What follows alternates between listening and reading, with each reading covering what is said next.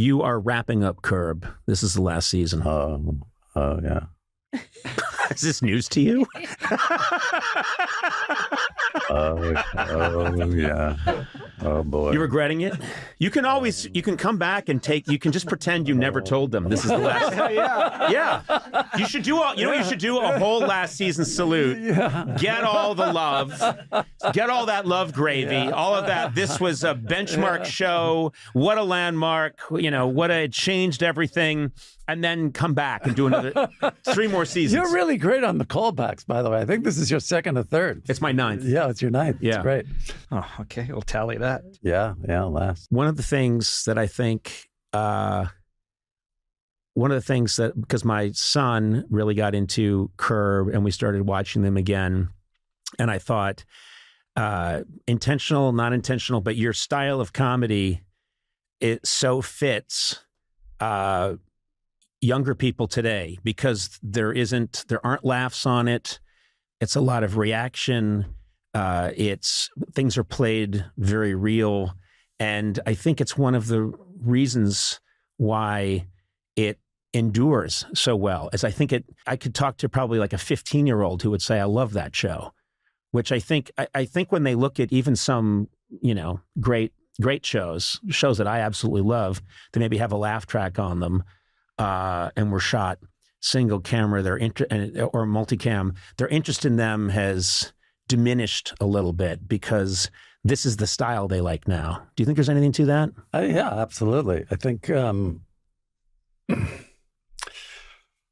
multicam started, it's such an old format. Yeah. It started in like the early 50s, right? Yeah. So I Love Lucy, yeah, Desilu. Went all the way to the 2000. I guess there's still shows like that, but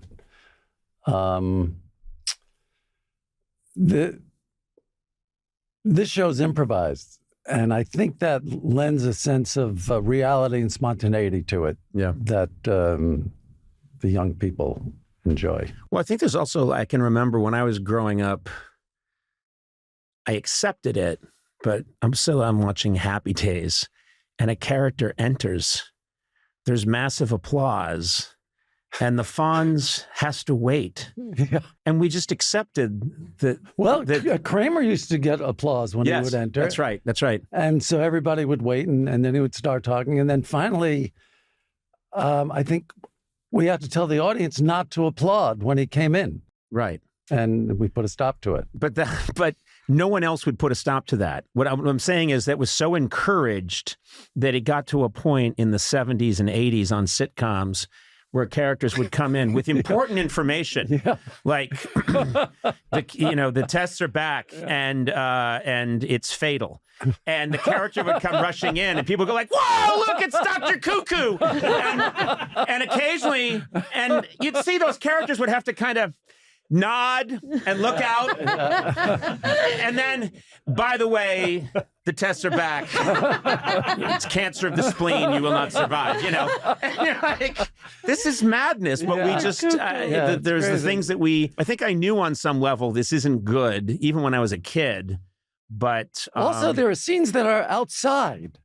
And there's an audience laughing. Yeah. Where's the audience? Where are they? What are they, on the corner?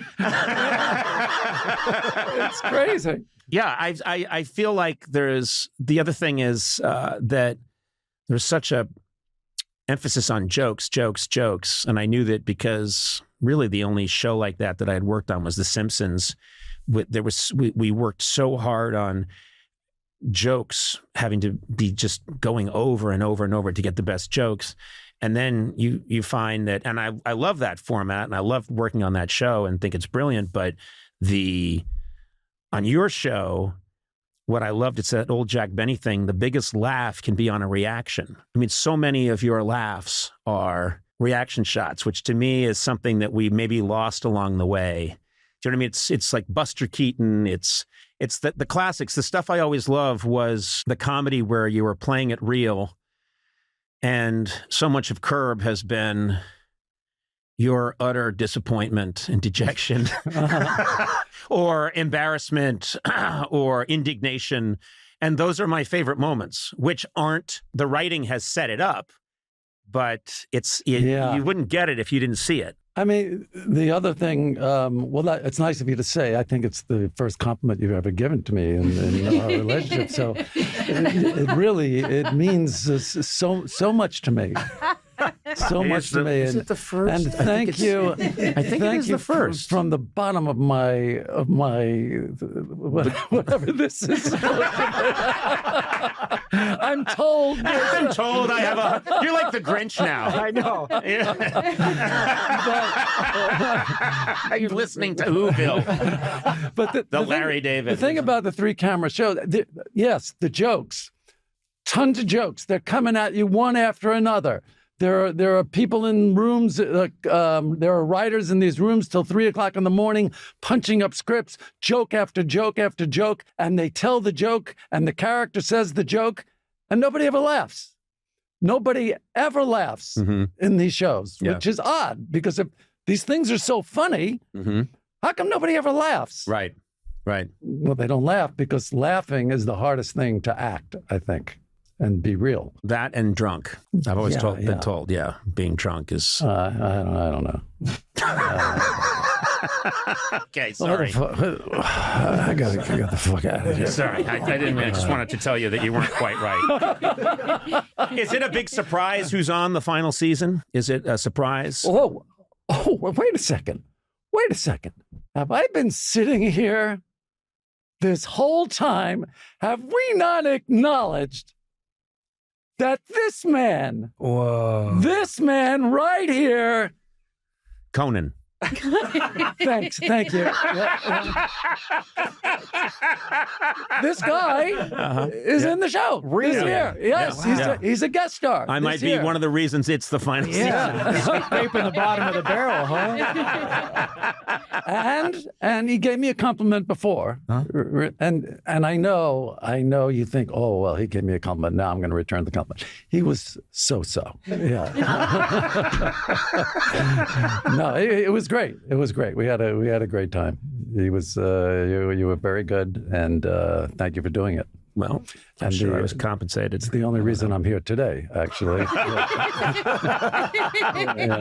It's a tit for tat, and I had to do the tat. He did the tit, and I did the tit. I had to do the tat. Yeah. I always do the tat. Yeah. You always do the tat. Yeah, and I don't like being a tat, by the way. You shouldn't. It's not uncomfortable being a tat. I'd much rather be the tit. Yeah. Such a stupid. I'm sorry. Let's take that out of context. I had an interesting choice I had to make because I love Barry, and I've been waiting. I loved the way it wrapped up last season, and I was very much fascinated with what's going to happen. And usually what happens is you might get sent an episode, but I got sent almost all the episodes. Yeah, you got sent everything but the finale, yeah. And my pact with my son, who adores this show, loves it, and has great taste, is that we watch them together. Mm-hmm. And he has been unavailable, and I was like, I don't know. And also I didn't want to cram. It was like this beautiful meal has been laid out that I'm looking forward to. And they're like, and so what I did was I decided I'll watch 1.5 without my son, which I did, and then I will watch the rest of the season unfold. And I trust you. Mm-hmm. I trust you guys. I know that you know what you're doing, but you have painted yourself into such an incredible corner, and I'm riveted. I'm absolutely riveted. I loved it, and I love where it's going, but you've put Barry in this impossible situation. Not just Barry, but I don't want to give anything away, but these characters are in this position where you think, I don't see a way out, and I'm just enthralled, absolutely enthralled. Yeah, that tends to be what happens at the end of every season is we'll write it, and then at beginning of season 3, I think my first day in the writer's room, I said, well, he needs to get caught. And so, I think we're writing towards that. Mm-hmm. I don't see how this can keep going. And then we did that, and speaking of Larry David, I saw Larry, and he goes, I watched Barry, that's it, right? I said, no, we have a whole other season, and he went, Why? I go, well, I think there's more story to tell. And he's like, but it's done. This is because he ended Seinfeld with them all in jail. Yeah, right. yeah, He's like, hey, they're done. Yeah, and so exactly. I didn't think about that. That's true. Jail means it's over. Jail over. I established done. It's like Monopoly. But he was just, we have that. And so you start every writing session for season 4. And this one was during the pandemic. Like the pandemic happened. We were 2 weeks away from starting to shoot season 3. Mm-hmm. The pandemic happened. And when I went to HBO and said, is it okay if we just write season 4 to have something to do? And then as we were writing season 4, we started to go back to season 3. Mm-hmm. And so I see 3 and 4 as kind of one That's interesting. big season. It kind of like it all kind of rolls into each other. But, season 4, you start off with him in jail and everybody he loves hates him. Mm-hmm. And no one ever finds the stuff I find funny. This doesn't ruin anything, but the opening of the season is Barry calling Gene Cousineau. Yes. And the first thing he says was, did you trick me? Yeah. Did you trick me? And also, he's such like a child. Did you trick me? He goes, did you trick me? And no one has ever laughed at that, but me and Allie Greer, the editor, Frankie Gutman, the other editor, we are crying laughing at how he's like Homer Simpson. Yes, we he say is. that he's Yes. gotten progressively dumber. Wait a minute. He's got progressively dumber each season. And so, we just, it's you start with him there, and then it just turns into like, well, what would happen? What would you do? And then the characters kind of really dictate it. And so you kind of walk through all these steps, and you take a lot of, missteps. You go down avenues and it doesn't work. And from working at Saturday Night Live for so long and doing this where it was such an immediate thing, what was so nice about the show is you could create something and feel like good and then walk away from it and then come back 6 weeks later and go, what the hell were we thinking? This has nothing to do with what the story's about. Mm-hmm. You know what I mean? It's more about this, isn't it? And that was so helpful. So we had, 2 years of being able to kind of percolate these ideas. And then even with that, you're still on set going, Duffy Boudreaux, who's the co-writer and my oldest friend, we've been friends since high school.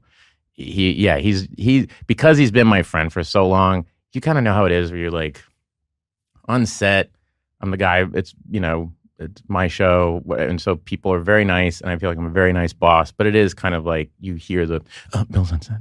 You know what I mean? It's like, Bill's here. So it's like, it's like Conan's coming up, Conan's car's here. Oh, trust me, there is none of that here. I assure you, there is no reverential It's more tone. like, oh God, Conan's on set. Put on your listening ears.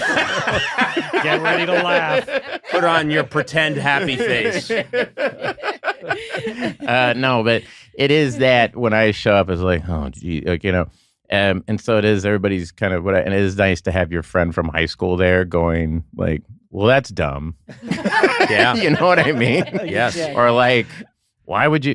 There's a scene in this. There's a little bit in the trailer, so I don't mind, but there is a scene this season where Barry is at his lowest in the first episode, where he's kind of at his lowest point. And he's in a bathroom, and I kind of flip out in the bathroom. That's a great scene. Oh, and thank very, very intense. Very intense. Yeah, it was hard. It was you 2 cameras. I'm directing it, so it's like, okay, we put 2 cameras on me. I'm gonna flip out, and then we'll just keep going, and I'm gonna hit a wall, and we'll just keep going. And so I do what I think. I do the first take, and I'm feeling, wow, I really brought it. That was really good.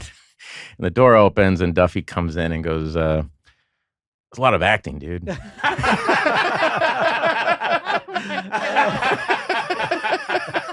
And I go, what?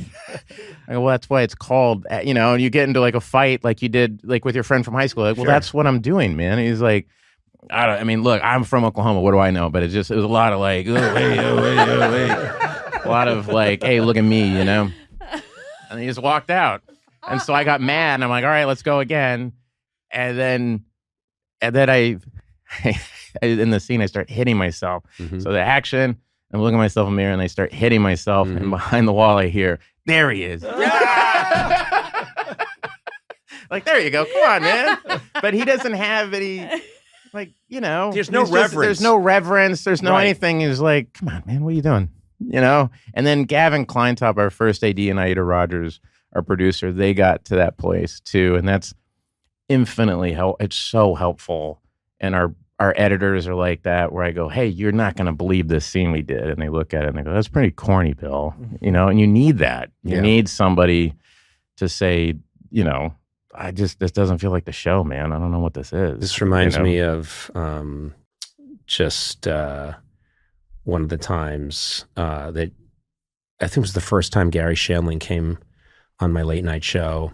We'd been on for a couple of years and we'd gotten through the rough spot and things were really starting to gel. And then I heard Gary was going to come on, which was just a huge, thrill. Never had met him in person. And he came on the show and was fantastic. And then afterwards, he came into my dressing room and sort of shut the door like he just wanted to talk to me and see how I was doing. And he said to me, well, how's it, how's the staff? How are you guys, you feel good about? And I said, yeah, I do. I really have excellent people. And he said, do you feel like you have too many like yes men or something? And I said, Gary, I would kill for just one yes man.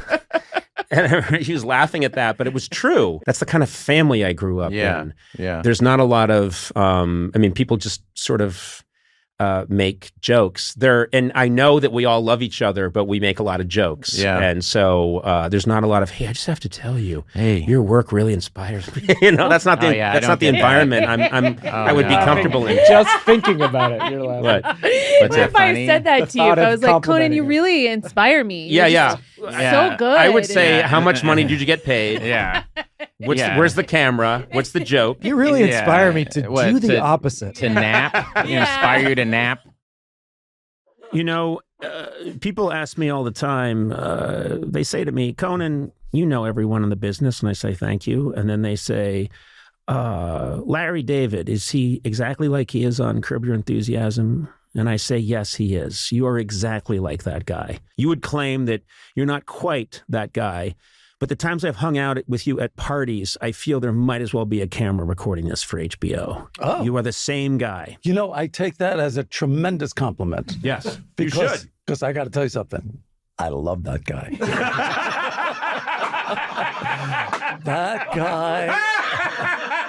Oh, my God. I am so in love with that guy. Yeah, really. He's my hero. Yeah, he should be. Yeah. It must be nice, though, because you've carved that out for yourself.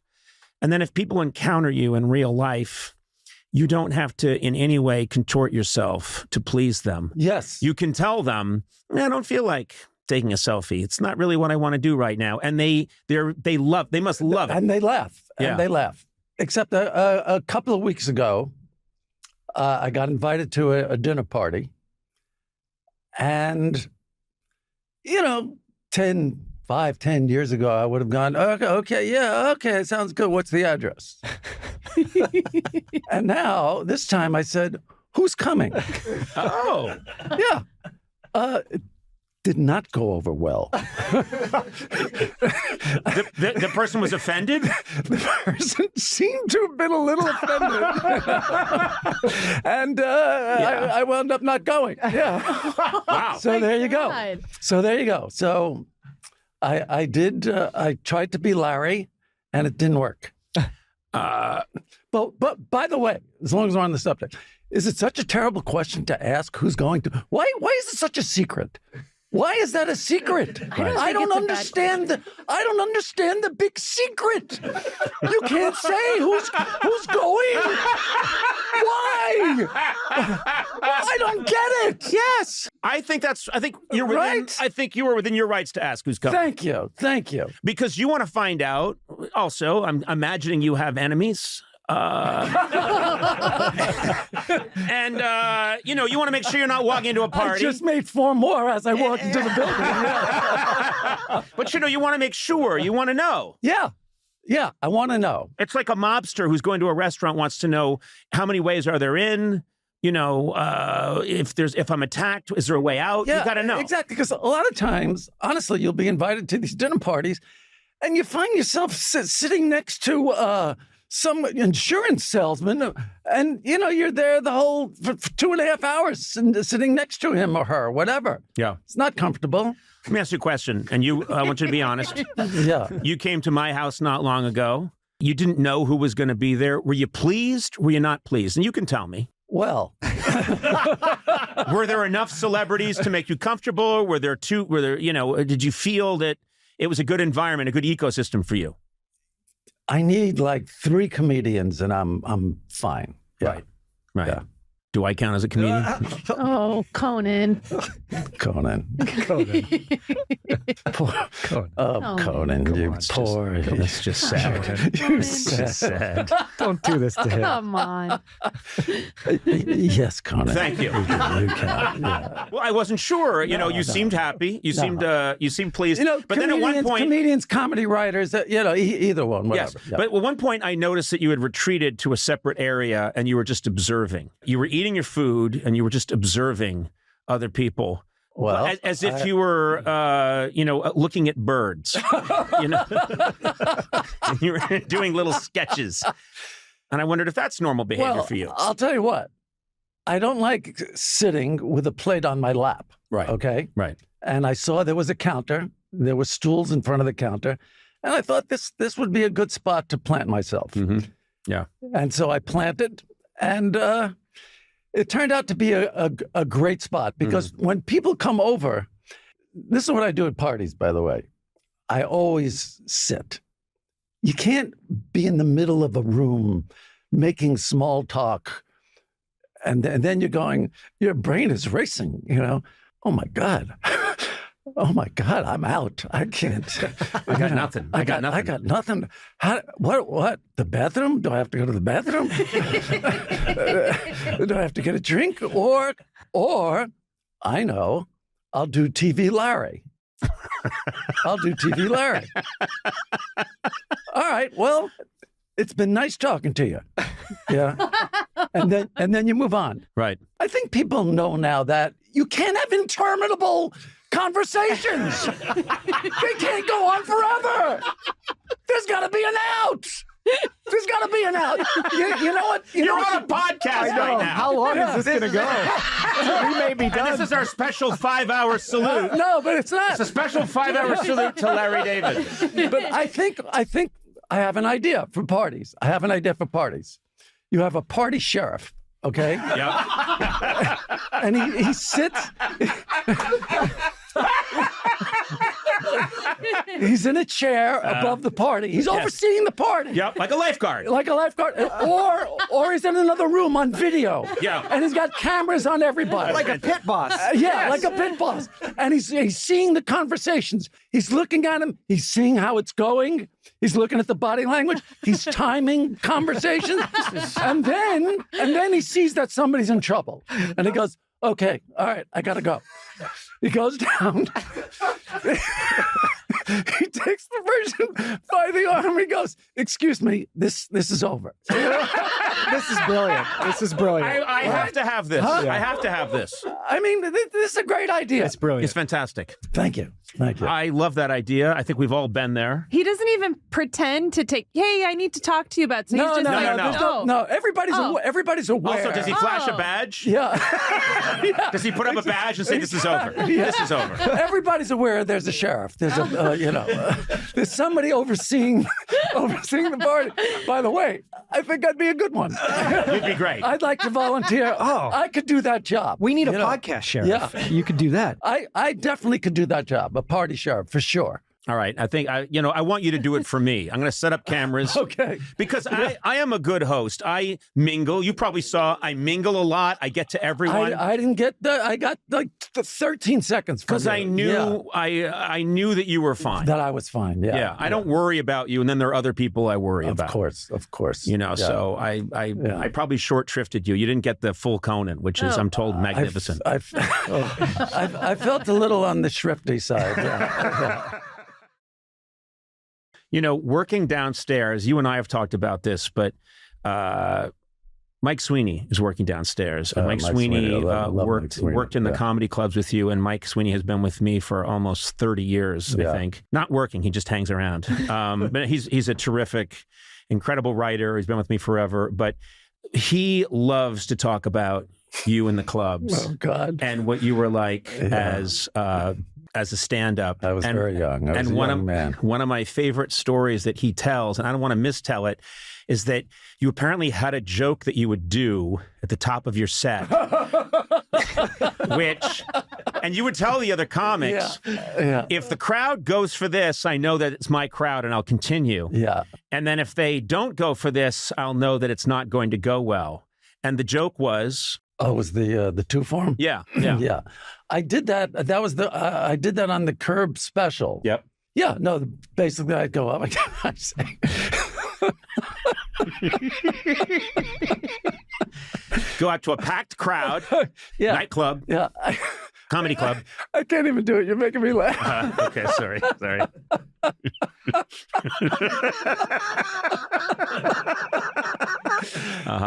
lot of pressure.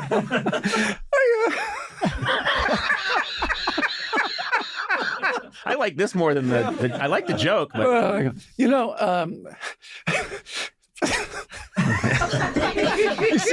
seem like a. By the way, hey, you seem like a very good audience tonight. I'm wondering,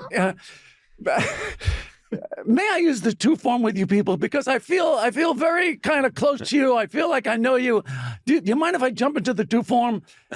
And if I got laughs, I would continue. Yeah. I'd go. Caesar used the two form with Brutus even after Brutus stabbed him.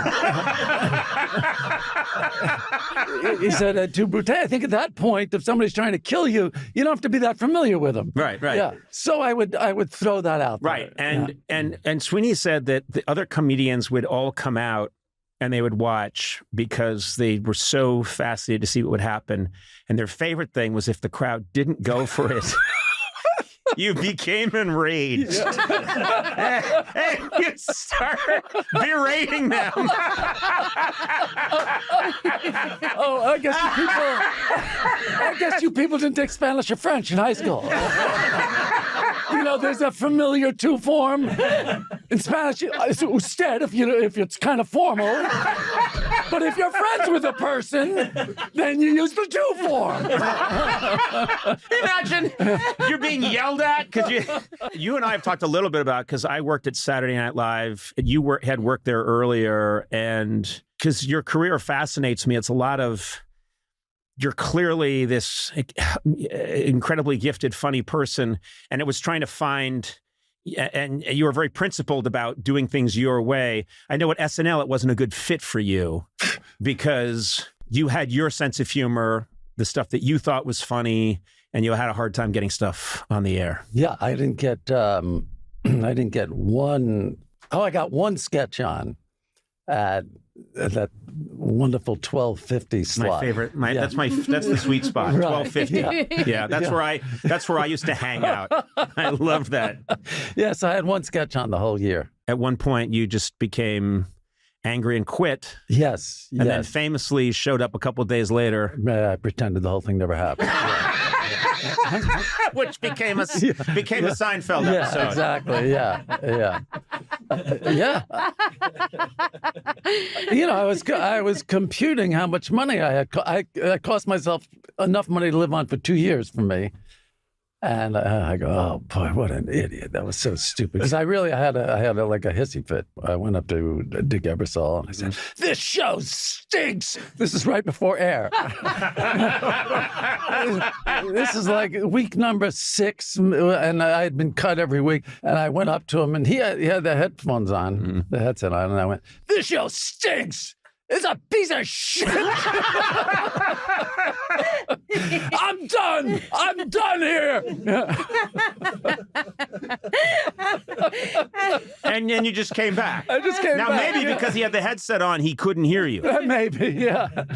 No, I came back. And I pretended it never happened. Yeah. And it worked. I think you did that a few times, Sona. I'm sure I did. I think there was a couple, because Sona is my assistant, and there were several times where I think you told me to fuck off. I've stormed off a lot. Stormed off, came and back then meekly. I'd come in the next day and you'd be eating Zanku chicken at your desk and watching The Bachelor. Yeah, and you completely just didn't even mention my outburst. Yeah, what are you I'm surprised it didn't really catch on throughout the country. You know, that after I told the story. Yeah. Hey, this is a way I could tell off my boss and then come back and keep my job. Right. Yeah. I would think, because of the shows you've worked on or created, Seinfeld and then Curb, those are shows where everybody thinks they have a good episode. Anybody can come up to you and say, you know, when you're at the gas station and you go to clean, but there's no towel there to wipe off the squeegee. Yeah. And I think that's a thing that happens to everybody. And shouldn't that happen to Larry? Yeah. And you have to, what do you do? Because you must get that constantly. I go, let me stop you right there. I'd like you to meet the pit sheriff. Yes. There should be a pit sheriff, too.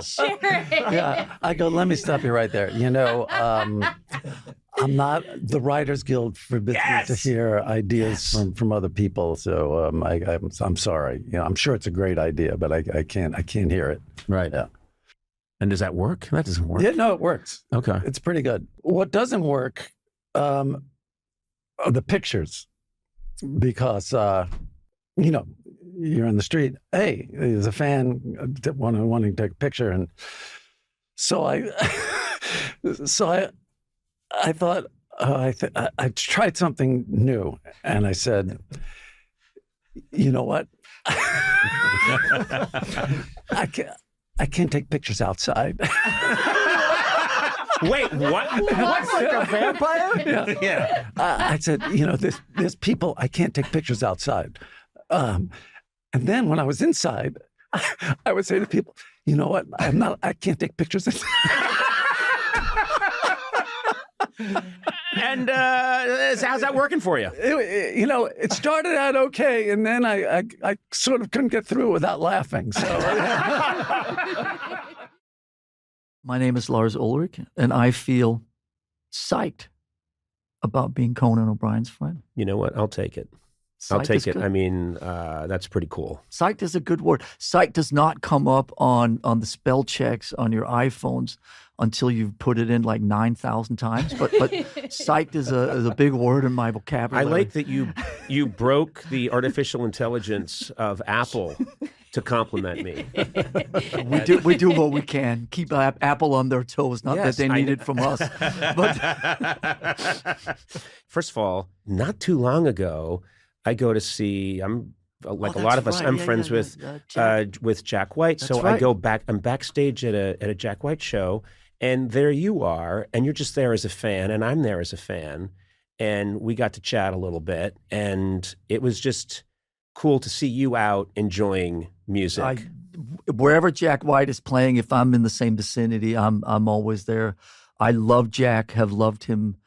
Obviously, going back to the White Stripe days, I think he personifies that sort of edgy rock and roll that's becoming less of a big, thing these days. He's in the studio. He makes records impulsively, and it's just oozes a lot of the same elements of kind of danger and impulsivity and not quite knowing. One of my favorite things about him is that he never has a set list. He just makes it up as he goes along. And so I'm always watching, and, he's do this song, and then he'll yell back at the other guys in the band, and now we're going to do this. And then they have to be on their toes. Yeah. They really have to be on their toes. They don't know what he's going to do. And a word that comes to mind that a lot of my favorite artists embody this word, restless.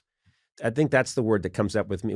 You can tell he's just fidgety, and he needs to go and I got to make something now, and I got to do this, and I got to do that. And it was just nice to be backstage, and there was a lot of cool people back there. Great. It's, we live up in San Francisco, obviously, as you know, and when we come down to LA, it's always, oh my God, look at these backstages. There's so-and-so and there's so-and-so. It's always fun to run into other creative people down here. But But Jack is really one of my maybe top 5 all-time musicians. I love him, and whether he's doing, his own stuff, whether he's doing the raconteurs, whether he's obviously back in the day with the White Stripes or whatever, he's just such a great artist, unpredictable artist. Always it's interesting to see where he goes. It's so inspiring, and on top of that, he's a really nice guy. He is a nice guy. Always welcomes you. We're in Nashville. A couple of years ago, we based out of Nashville for 2 weeks and played sort of the southeast of the states out of Nashville, and we were there for 2-3 weeks. And he just come over to the house. Let's go to dinner. Come to Third Man. You go to his house, and there's a bowling alley, and you're hanging out. And hey, did you want to jam in the back in the studio? I mean, it's he's very embracive, and I love that kind of energy. Some of it sounds desperate to me. I'll be honest with you, Lars. Some of it, it sounds like Jack doesn't have enough to do. And Jack, if you're listening, and he's a friend, leave Lars alone. I think one night is fine, but then let's do this, let's do that. It gets sad. I'll tell you. I know what you're saying, but I'm going to get a text from Jack about this. We can text him right now. How soon did he call you after you gave him his number? Well, I'll tell you what, and Jack, if you're hearing this, I love you and nothing but love. But for a guy who supposedly doesn't have a phone, he's a pretty engaged texter. Yes. So I'm not really quite sure how that works out. I'm telling you, it's a sham. Whether it's his wife's phone or whether it's just got a computer, that he texts from, whatever. Also, he's so pro vinyl. He's got every time I go to his house, all he does is play CDs. That's all he does. And I'll go like, hey, well, can we check out that vinyl record? And he's like, no, I'm not going to listen to that shit. He said, if you want real quality CDs, and then it's like, more Blue Oyster Cult. Zune MP3. I wanted to just to speak to the just the incredible endurance of your fan base and how loyal they are, and how it just has. It grew and grew and grew, and then they've always been with you, and they followed you the whole way. I mean, the shows, the number of people that you played to. You played one show in Russia to 1.6 million people. I believe it was a free show, and I think that was a mistake. I think it was. You could have cleaned up. I don't know if the money at that time was worth anything, but it was right in the wake of the perestroika and that transitional stuff. It was a beautiful thing. I mean, and it was negotiated between. I think it was Gorbachev, maybe Yeltsin was coming into power at the time, and it was negotiated between the students and the people running the uprisings and the demonstrations and the government in that period of transition, that part of what they wanted, the students wanted, was a rock and roll show. Yeah. And so AC/DC and Metallica were on tour in Western Europe that whole summer, and 2-3 weeks before the end of the tour, they want you to come to Russia and playing. At that time, I mean, this is just a couple of years after Reagan, Bush Sr. was president, and it was still, the evil Russians and all of that stuff, and they're going to, drop nuclear bombs on you next week. And I mean, there was all that crazy stuff. So going to Russia was like, holy shit, here we are in the Red Square, here we are. Yeah. Running around seeing, the sights and the Kremlin. And then we were there for maybe 3 days and then played that insane show. We weren't really prepared for what that was going to be, but we had the camera crew led by Wayne Isham and his cohorts, and they filmed it. And if you go to YouTube now, it is among the most surreal and extraordinary footage of Metallica ever, because like you're saying, it is Metallica, and whether it's 1 million people, 1.5 million, who knows what the real number is, but there are tens of thousands of Russian soldiers in uniform that are supposed to be protecting the audience, and they're as into the show and rocking along as all the kids are. There are Sikorsky helicopters flying right over the audience. I don't know if it's a scare tactic or where they're keeping people, whatever it is, but these giant Sikorsky helicopters hovering right over the audience look like people could just reach out and touch them. And it is, it's a real mind fuck of a concert to watch, I guess 30 years later. So if anybody out there listening, check it out on YouTube. No, It is really unusual. To me, it's the power of, and I'm going to want to talk about how I love your origin story is so amazing, and your fans all know it. But I want to make sure my fans know your origin story because it is absolutely incredible. But to think that it started out two guys finding each other, putting ads in the paper. Recycler. Yeah, and so you and James Hetfield. That's right. And then what happens is you end up getting, you can unify all these people in Russia at a very delicate time. I mean, we could really use that today, obviously, but getting 1.6 million people to come to a concert, and I think a lot of them were chanting around. They know the lyrics, they know the words, they know the syncopation of all the songs, and it's because and it was all from bootleg tapes because there was no record industry in the Eastern Europe at the time. But the unifying power of that, the unifying power of any kind of art form, but especially the music of Metallica, just worldwide, is a very positive thing. Yeah, it's pretty incredible. I'll tell you another version of that comes to mind.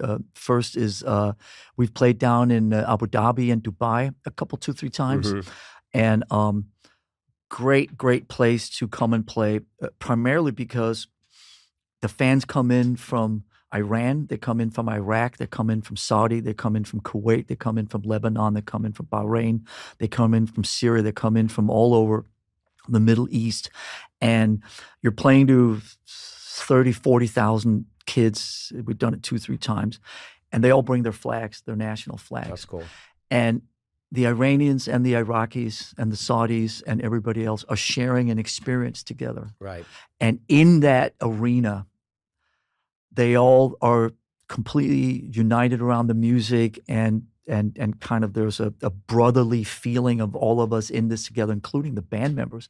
And then outside of that arena, I don't need to tell you guys, these countries not only don't like each other, but hate each other and fight wars over religion and territory and the rest of it. So it does speak to the power of music and what the possibilities are in a lot of places in the world. We've played in India. We've played in, places like Indonesia, Malaysia. You played Antarctica, didn't you? We played Antarctica. Yes, there was, and it was by chance. It was not something that we set down. Well, in 2 years from now, let's check all the 7 continent boxes.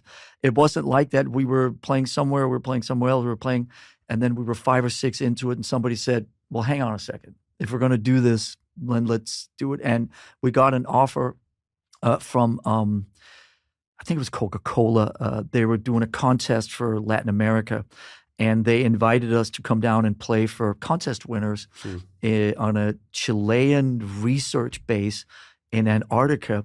And so we flew down, and we're on talk about bring different nationalities together.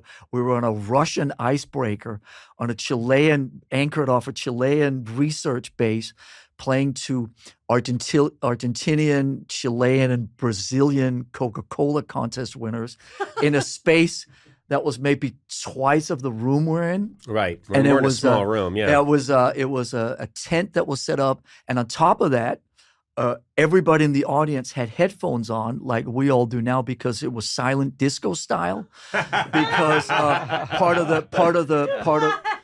of the deal was we couldn't disturb the environment and the penguins and all the incredible wildlife down there. So the only thing you could hear in that tent were the acoustic drums and James's vocals, but all the amplifiers, everything that was amplified, the guitars, the bass, etc., were all going through these sort of boxes into everybody's headphones. Oh my God. So you put all those elements together, and that was one of the most unique 3 or 4 days ever. And on top of it, the band members and all our wonderful crew and all the contest winners were staying on that icebreaker together. So it was a real communal experience, and we all had our meals together. And if anybody wanted a beverage or post-show drink or whatever, we'd go down the bar. Right. And it was the 200 contest winners. Yeah. It was one of the best trips we've ever had. And then one guy asked for a Pepsi, and he was thrown overboard. Yeah, exactly. Hi, my name is Leslie Jones, and I could give a shit if I was Conan's friend. Like a flying fuck. Like 2 shits and a dog, son. Okay, finally, First time. someone has spoken the truth. Finally, someone has thrown off all pretense and said exactly how they felt. Like what? Exactly. What is this? Yeah, Like, exactly. why is this a You've question? given voice to all of us. Yeah. Yeah. I mean, You just I don't know why people won't say it to your face, Conan. I'm not afraid of you. You know what? You know what the thing is? After this, they will. After this, everybody. I've given them the courage. No matter who I talk to, and even, like anybody, politicians are going to be like, I don't give a flying fuck. Please, Mrs. Obama. No, why would I fucking care? Please. Why? Like, ew. Please, Nobel Prize winner. Malala. Yeah, exactly. Please, Malala. Who would fucking give a flying dog fuck? Dog shit. Yeah. How are you? You look amazing. Thank you. I try. I think a it's lot of effortless. working out, Oh, yeah. a lot of that, a lot of, washing my face, brushing my teeth type thing. Well, so great to have you here. Thank You're you. So absolutely good to be hilarious. It's wonderful to have you here. And I know you have your own podcast now coming out soon, right? Yes, it's called The Fuckery.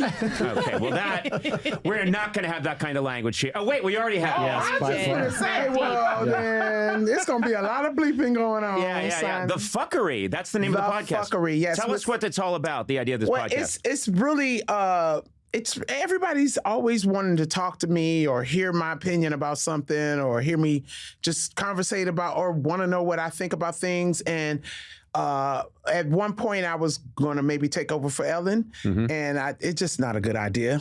Just not a good idea to put me in the middle of the afternoon. Right. And I'm not always. They call in the Army. You know what I'm saying? Like They call it National Guard. Seriously, National Guard. Yeah. Straight guns to the head. And I was just like, it's too restrictive too. You can't do shit in it. You know that. So I was like, I want to be somewhere where I can say exactly what I want to say, how I want to say it, and not give a shit. And they was like, podcasts. Yeah. So me and my friend Lenny, we always have the greatest conversations, and we're just everybody that see us talk to, they was like, this has got to be on something. So we decided to do it. Well, you're so great at. I've told you this before. I have friends of mine who rave all the time about your commentary that you do, whether it's at the Olympics or whether you're watching, the 2020 election is happening. Right. Someone's giving an interview and you're there. Sort of riffing off of what's happening, and it can be so funny and so raw, but also really funny. Yeah, but I'm just saying what everybody's thinking. Yeah. I think I'm just brave enough to say what everyone is already actively thinking. Right. And I think I say it in a way to where what I try to do is I try not to be offensive, but try to be honest. And the way to not be offensive is to be honest. Yeah. So, when they were doing all the newscasts during the pandemic, I was like, I don't think these people realize what they room look like. Like, I know this is seriousness, but I cannot take this bitch serious when she got a picture of a dog fucking a frog. What the fuck is happening? Like, there was people in straight torture chambers having Zooms like wasn't shit going on. Hey, bitch, this is a secret room in your house. I don't think this is supposed to be behind you. What the fuck? What's great was you're absolutely right. When the pandemic first hit and everybody jumped on Zoom, nobody cleaned up their background. Now, what happened, I want to say 4 or 5 months into the pandemic, suddenly everybody had the same books they had never read. Never. Behind them, a picture of a dog that wasn't theirs. Or flowers or ugly ass blinds. People decided to go ahead and let people know what they're like. Yeah. Like this one bitch had it was a whole mystery staircase and shit. Bitch, where are you? Are you in a dungeon, bitch? What the fuck? Do you need help? I mean, some of them is like, and some of them would just not give no effort and be in front of a white wall, and it's like, bitch, are you hostage? Do we need to send somebody in to get you? Jesus. One girl was in the break room. I was like, listen, goddamn it, get your shit together. Get a fucking office. After I talked about her, they got her an office. Because I was like, she's not supposed to be in front of the Nescafe talking about what the fuck Trump is. This is not, I can't take this bitch serious. There's a Nescafe behind her. Man. I'm waiting for George Clooney to walk in this motherfucker. I know that you got into stand-up because friends of yours, this was not the plan. No. This was not the plan for you. I don't think I really had a real plan, Conan. I think But those are my favorite people didn't have a real plan. Listen, when I started college, first of all, you got to know, I got in college. I didn't realize that until the first semester. I was like, oh, these motherfuckers let me in. That's fucking hilarious. And then they was like, oh, you know you got to pick a major. Major? What's that? It's like, what do you want to be? Oh, okay. All right, let's play. All right. So that's how as serious as you should take that question. Let's Because play. who knows at 18? Yeah, and I was like, okay, so I want to be a lawyer. Okay, that lasted a week. Right. I got all those fucking books, went to one class, and this motherfucker was like 25 cases a day you have to have read and analyzed. And I was like, you can go fuck yourself. Right. I do not care about the justice system at all, right? And I was like, okay, well, I'm good at math. I'm going to be a computer scientist. Microeconomics looked at me and said, you bitch. Skip this class. So after the first class, I went up to the professor and I was like, yeah, I'm going to need to get the fuck out of here. Yeah. And he was like, yeah, I know, I can tell. Then I was like, okay. I had you on the get the fuck out of your list. On the get the fuck out of your list. Literally, you just asked me why there's no plus and minuses in microeconomics. Yeah, bitch, where's the timetables? This is some bullshit. Then I was like, okay, so I'm going to be an architect. Oh, you got to know how to draw. Nope. Just too many fucking things. No. Then I was like, okay, what do I like to do? I like music. Okay. Yeah. So I said, okay, I'm going to be a DJ. So the school would let me do the DJ and stuff. So for some reason, for a fluke, I took a communications class because I was like, whatever.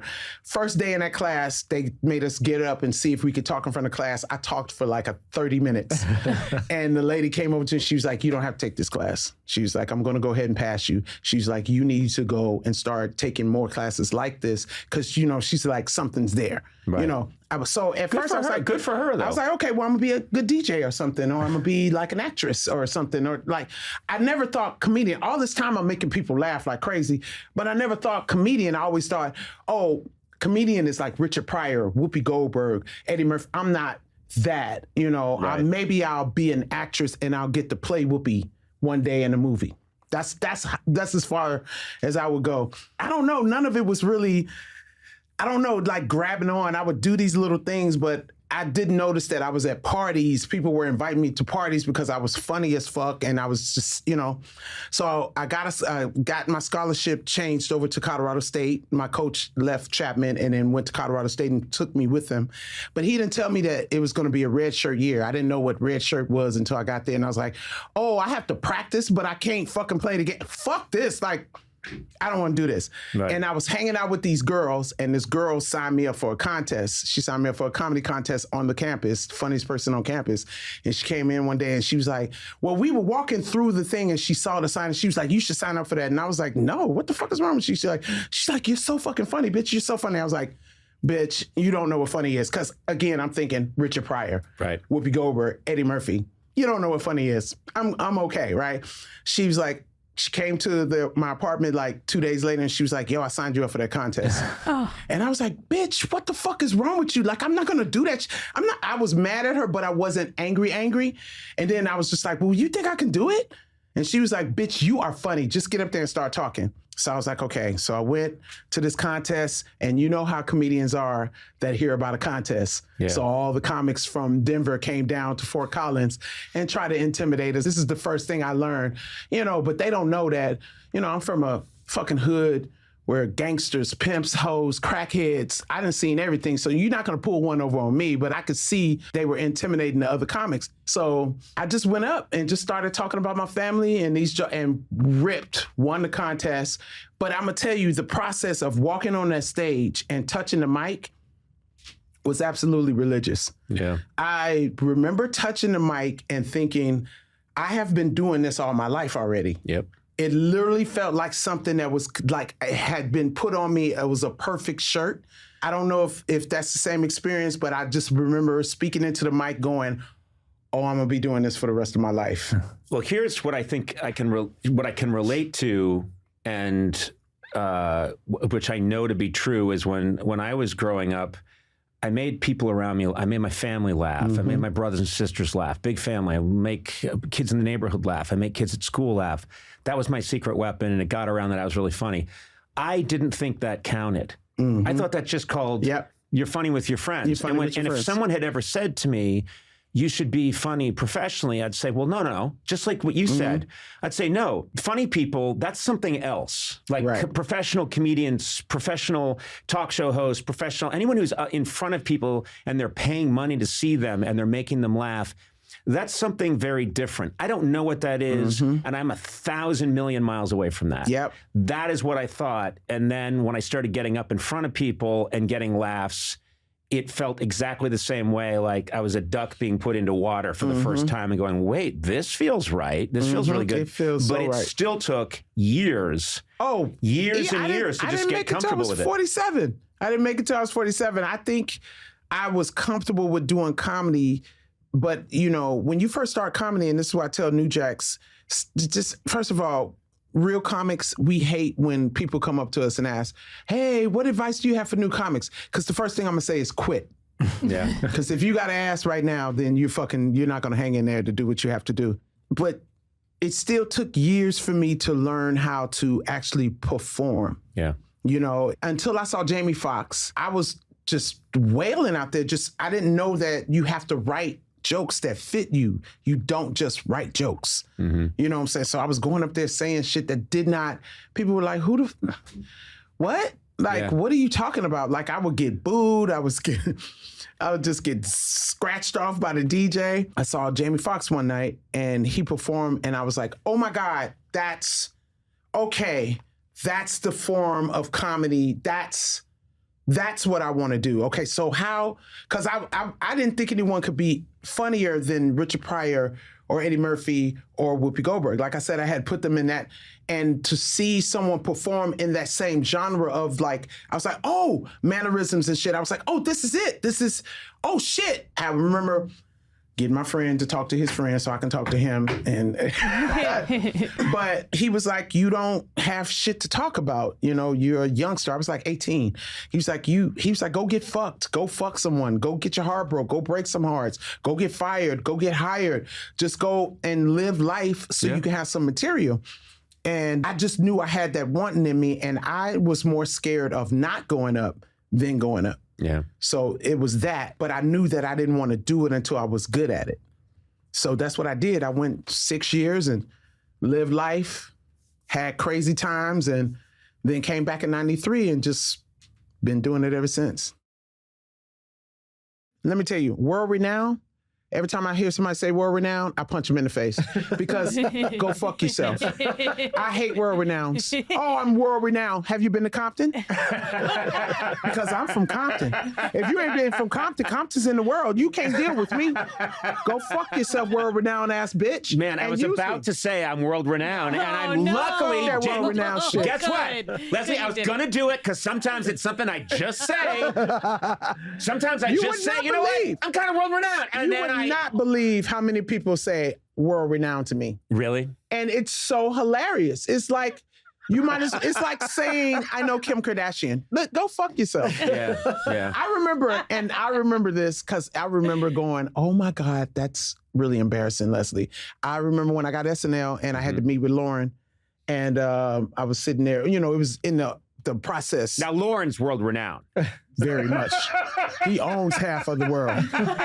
Shit. Leslie, come in. Leslie, I want to meet you. Leslie, I think that you're so...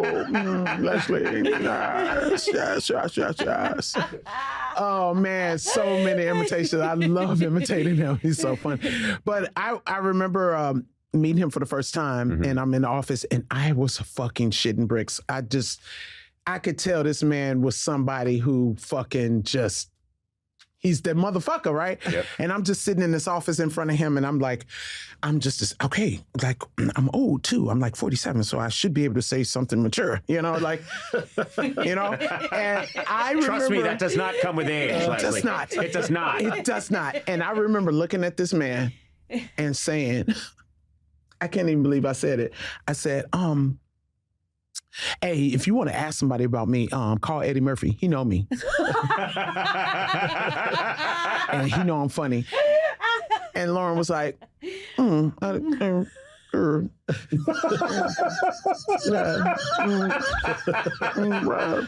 like a fish in a tank. Blurp, blurp, blurp. Leslie, I'm sure you're funny. I'm sure you're real funny. It's like, fuck. I just remember thinking, I don't mean shit. Yeah. He don't give a fuck. Who gives a fuck? Yeah, but he knows. I mean, the thing is, you wouldn't have been in his world if he didn't know you were funny. I mean, first of all, I was just in that position of just like, I need to impress him. I need to feel like, you need to feel like you need to be I've up there. been right there with that man and felt the same way.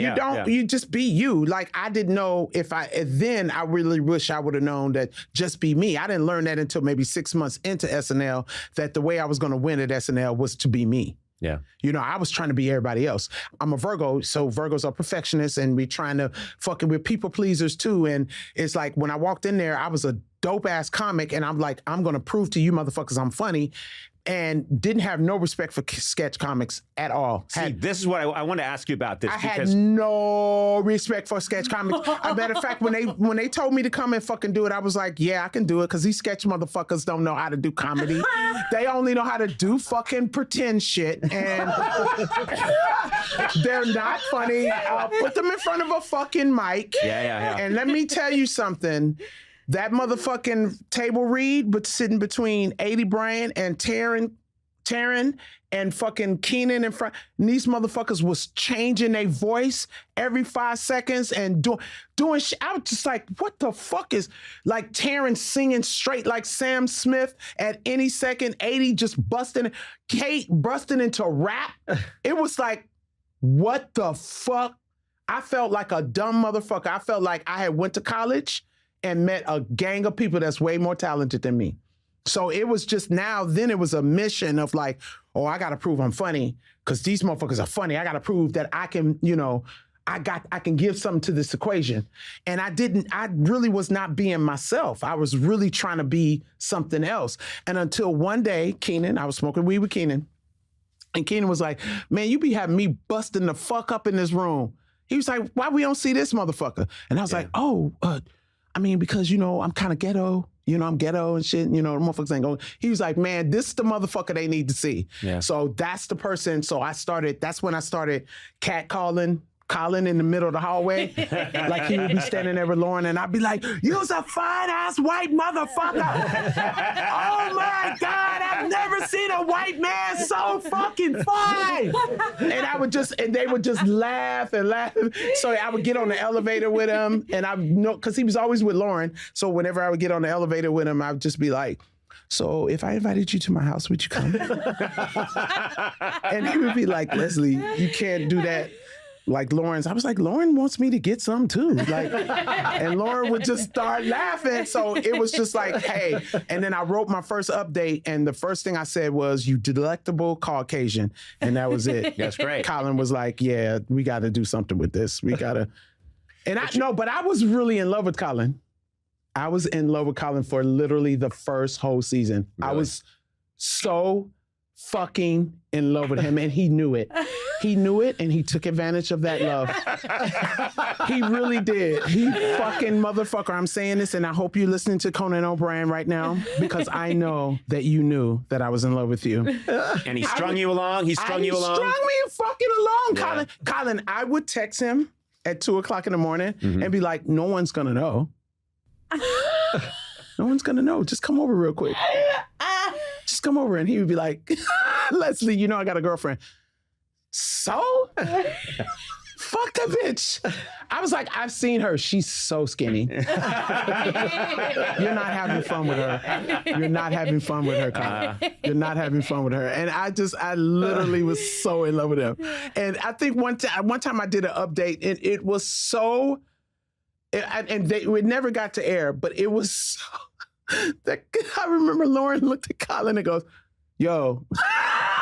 If Lauren says yo, things are off the hook already. Yeah. Fucking, she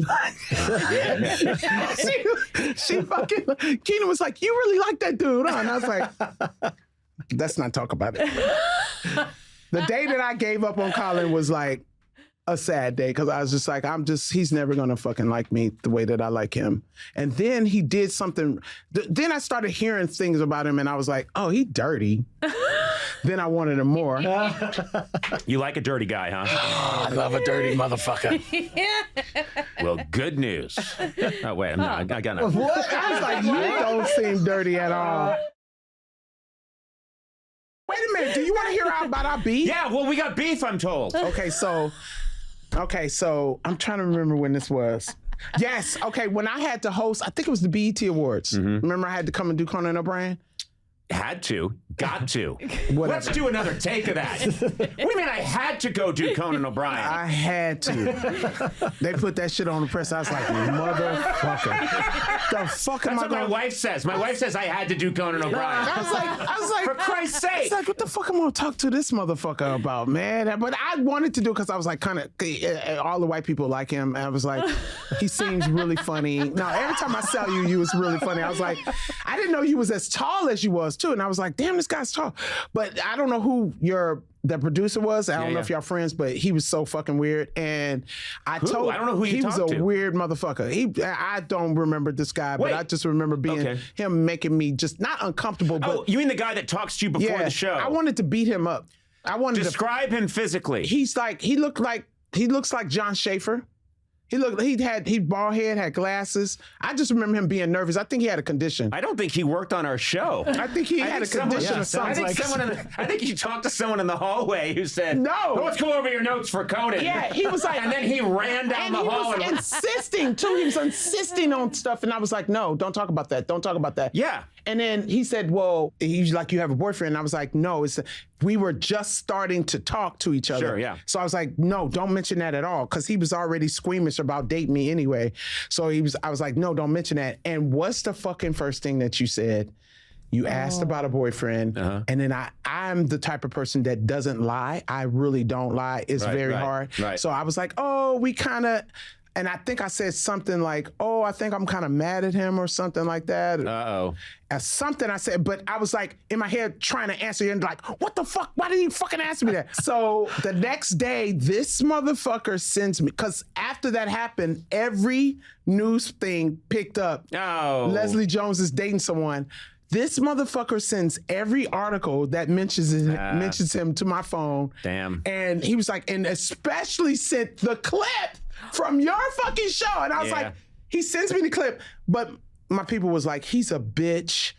He's a bitch. The fact that he sent you articles, that means that motherfucker went and looked for these. That's bitch shit. Yeah. So I shouldn't have been with him anyway. Yeah, I did you a favor, first of all. You did, no, but, I will say this. Fuck off because you fucked it up. No, I will say this, Leslie. I never, ever, if I knew that someone didn't want to talk about something, I never did. Because that would really upset me, and it upsets me to know that seriously, I don't like that. I don't like that. And it's okay because like you said, you did do me a favor. Yeah, well, yeah, but I don't like that. I don't like that you were asked something that you didn't want to be asked, because that's not... Well, I played it off really well. I'm sure you did. Don't feel bad. I'm sure you did. Don't feel bad. The guy's gone. Wow. And he should have been.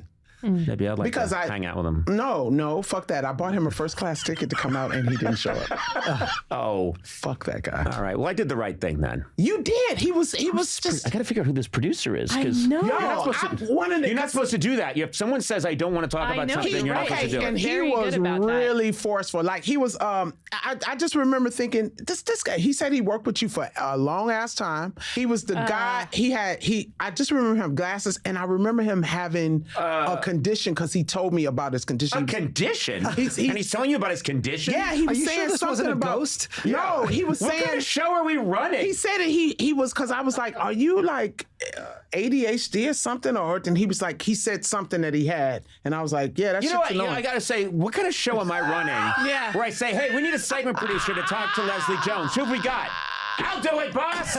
All right, here's what you got to do. First of all, make sure that if she's uncomfortable with something, that it's the first thing out of my mouth. Okay, got it. Second of all, and this is important, do you have eczema? Yeah, I have eczema. Good.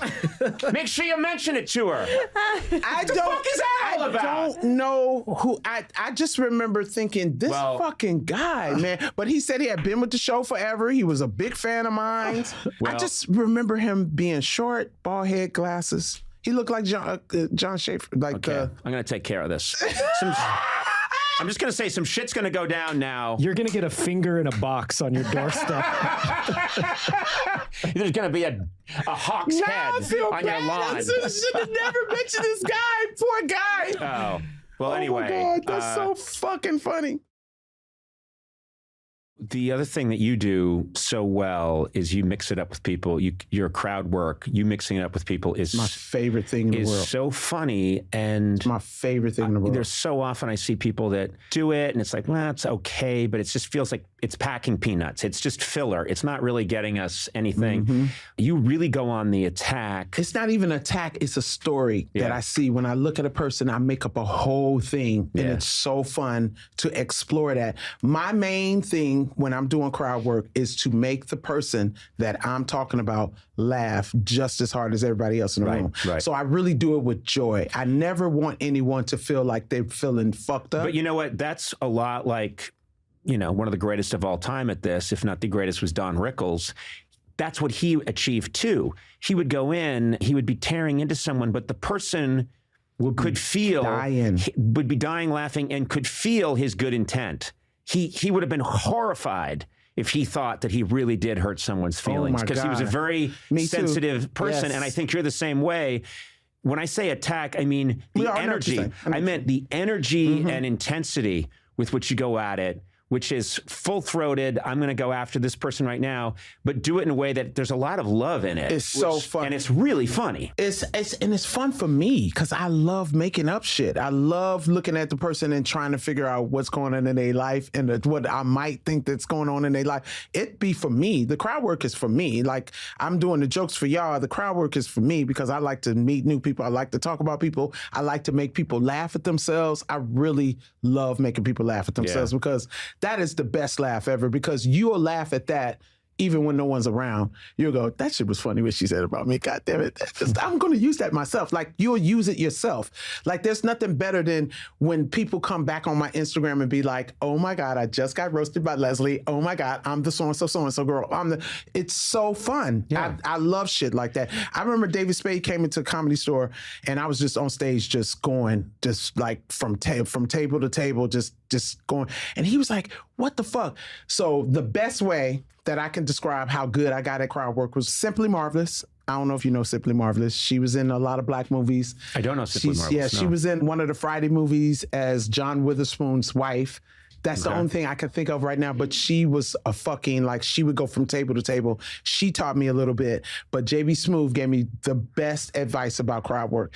He says that, say the first thing that comes to your mind because it's usually from God. Yeah. And I'm telling you, every time I've done that, it has destroyed the room. Like destroyed the room. It's crazy that you said that because I've a long time ago noticed if something pops into my head and I just say it, 99.9% of the time it goes well. If I stop myself and think a little more, You fuck it up. I fuck it up. You fuck it up. Let me tell you why. Because you have two people in your head. You have the joke writer, and then you have the performer. Yeah. Okay. The performer wants the performance to go right, but the joke writer wants you to tell the joke. Always listen to the joke writer. The performer don't know what the fuck they're doing. The performer does what the joke writer does. It's just that it's I have a third person in there, the pervert. Yeah. Well, we all have that person. We have the third person. Well, he's in there. He sits back and this is a cry for help. He sits back and watch all the other shit. That's the pervert. I'm watching the other two and like, that's great. When they argue, oh my God, it turns me on. I literally just did that the other day on stage. There's this line that I've been using. I like to use the real story. Whenever I'm doing a joke, I like to tell the real story because usually the real story is hella funny. But I thought of an alt to this line. So while I'm telling the joke writer and the performer is completely fighting in my head. Complete like, yo, say this line. Say this fucking line. I'm telling you right now that she's going to kill. Then the performer is like, no, that's not what happened. The real thing that happened is actually funny. But it's like, no, fuck this. This is funny. Right. This will make this joke better. Just fucking do it. You never listen to me. Listen to me now. and that the joke writer won. I did the alt. Fucking killed. Yeah. But then the performer standing on the side going, well, that's not the real story. So what's going to happen when I want to do the real story? Because that shit is funny too. So what the fuck? You know. Well, so the answer here is you're never completely happy. If you're going to work in comedy, I don't care how hard you kill, how well things go. You will never think you're funny. You will always leave feeling a little conflicted, a little it could have gone differently. You know what? You are a very busy person, and I promised I would get you out of here because you have a lot going on. Damn, we've been talking that long. But you know what? Yeah, we have. But this has been a delight. Yes. I love you. You're fantastic. Thank you. You are welcome here anytime. If you ever want me to sneak by your apartment, no. Wow. Oh. You know how he keeps offering himself to me. Your podcast. You know, I do have a pool that's heated. I like a heated pool.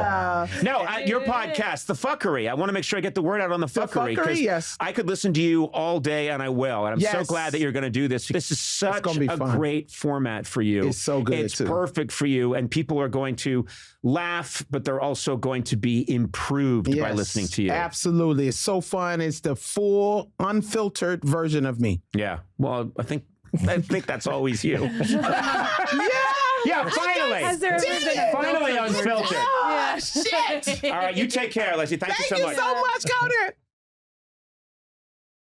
You're doing stand-up, and it feels to me, and this is something I've said a lot over the years, I've said, the trick of this business isn't to figure out some new person that you should be who's funny or resonates with people. The trick is to figure out who you always were and then do that in a weird situation, which means lights, cameras, people around.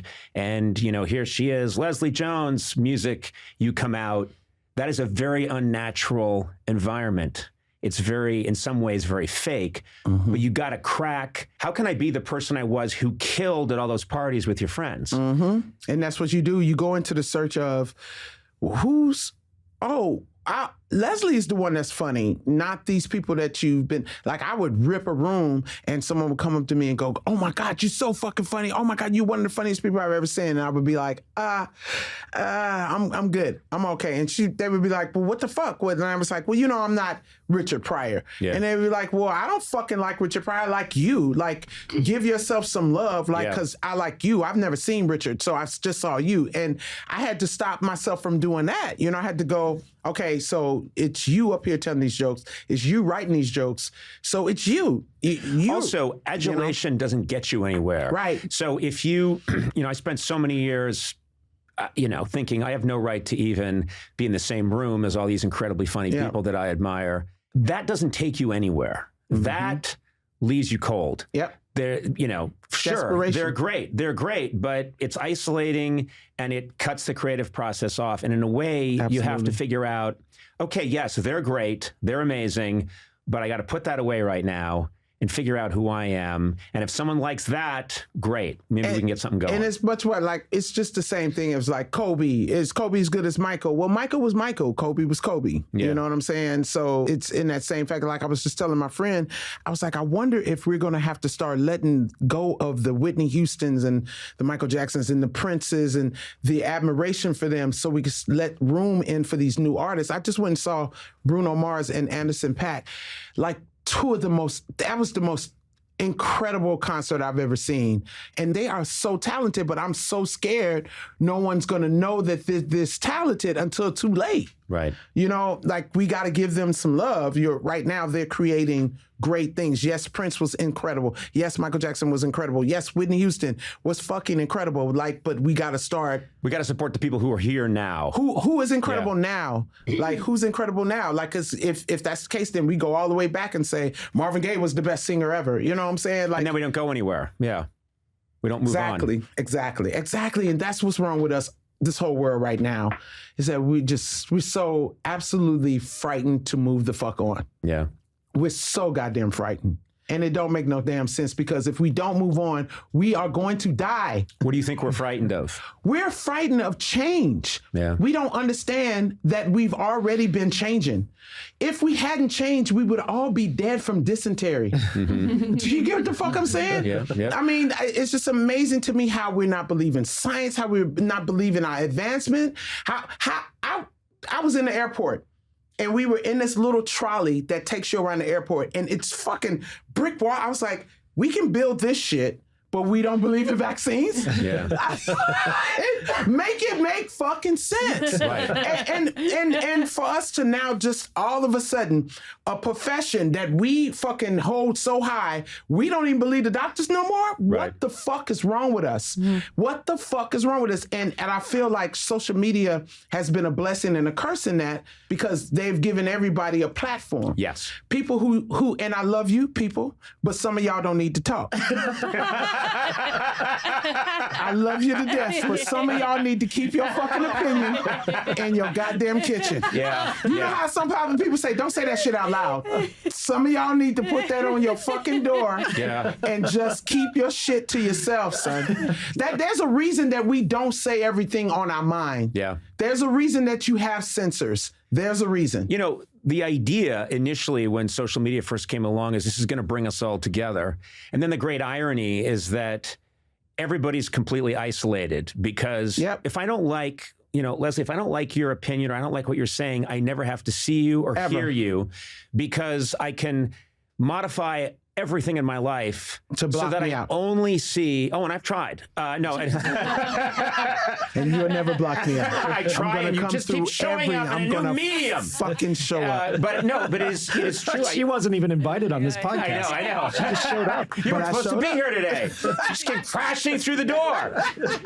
You just punched Henry Winkler and came running in. I love punching him too.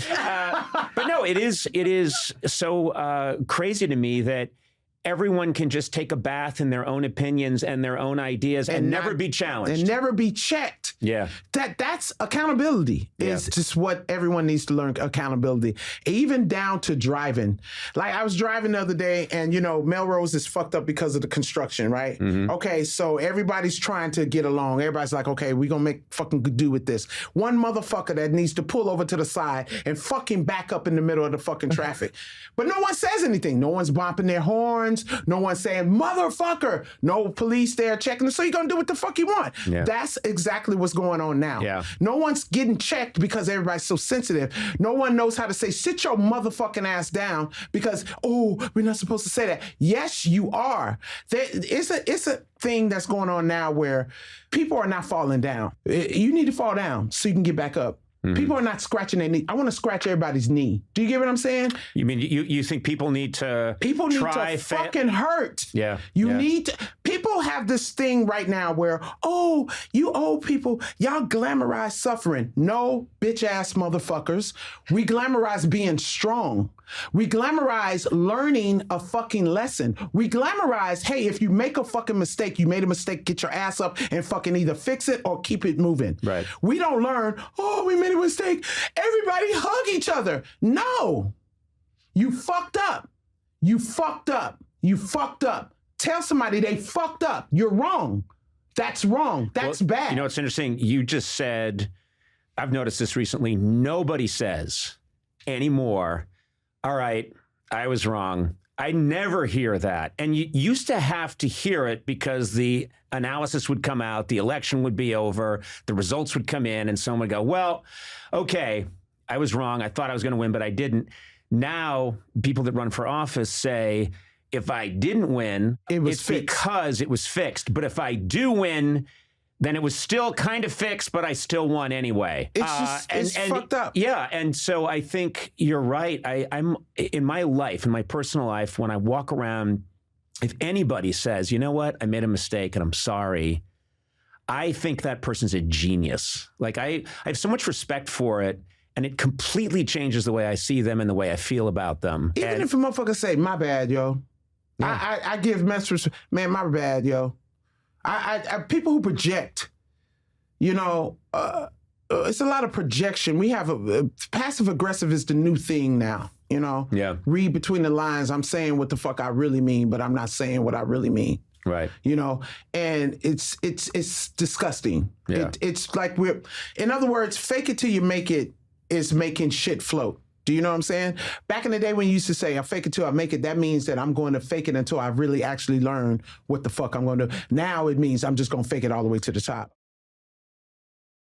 You have staked out so many areas. You've done so much great work, but you've also been, once you're in a Star Wars film, you're part of that whole lore. Do you have Star Wars fans coming up to you all the time? Not all the time. It is a cult. It is, yeah. There's so many movies and spin-offs now, I think. No, you're diluting the whole thing. I think. That's my personal thing. And but yeah, occasionally, you know, you'll say, oh, there's kids after the Star Wars autograph, and I don't want to give autographs. We're in an airport. Oh, it's not the kid. It's the grandfather. There he is. Or the dad, you know, horn-rimmed glasses and a beard. Yeah. And they become 11-year-olds, you know? Yeah. Did you enjoy, because I know that you and Ewan McGregor got to use the lightsabers. Did you have fun with those? We did.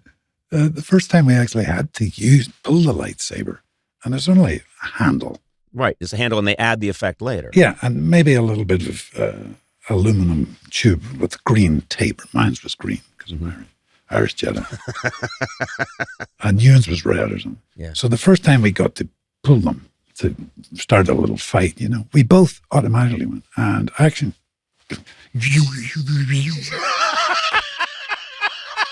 Wait, you were doing that with your mouth? I know.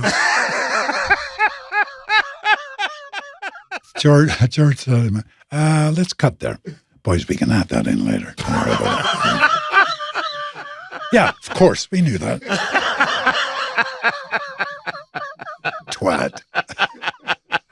That's hilarious. I wish they had left that in. Wouldn't that be so great? You two just spitting at each other. God, that would be so funny looking. That would be fantastic. I had this lovely makeup and hair lady, and Scottish. Mm-hmm.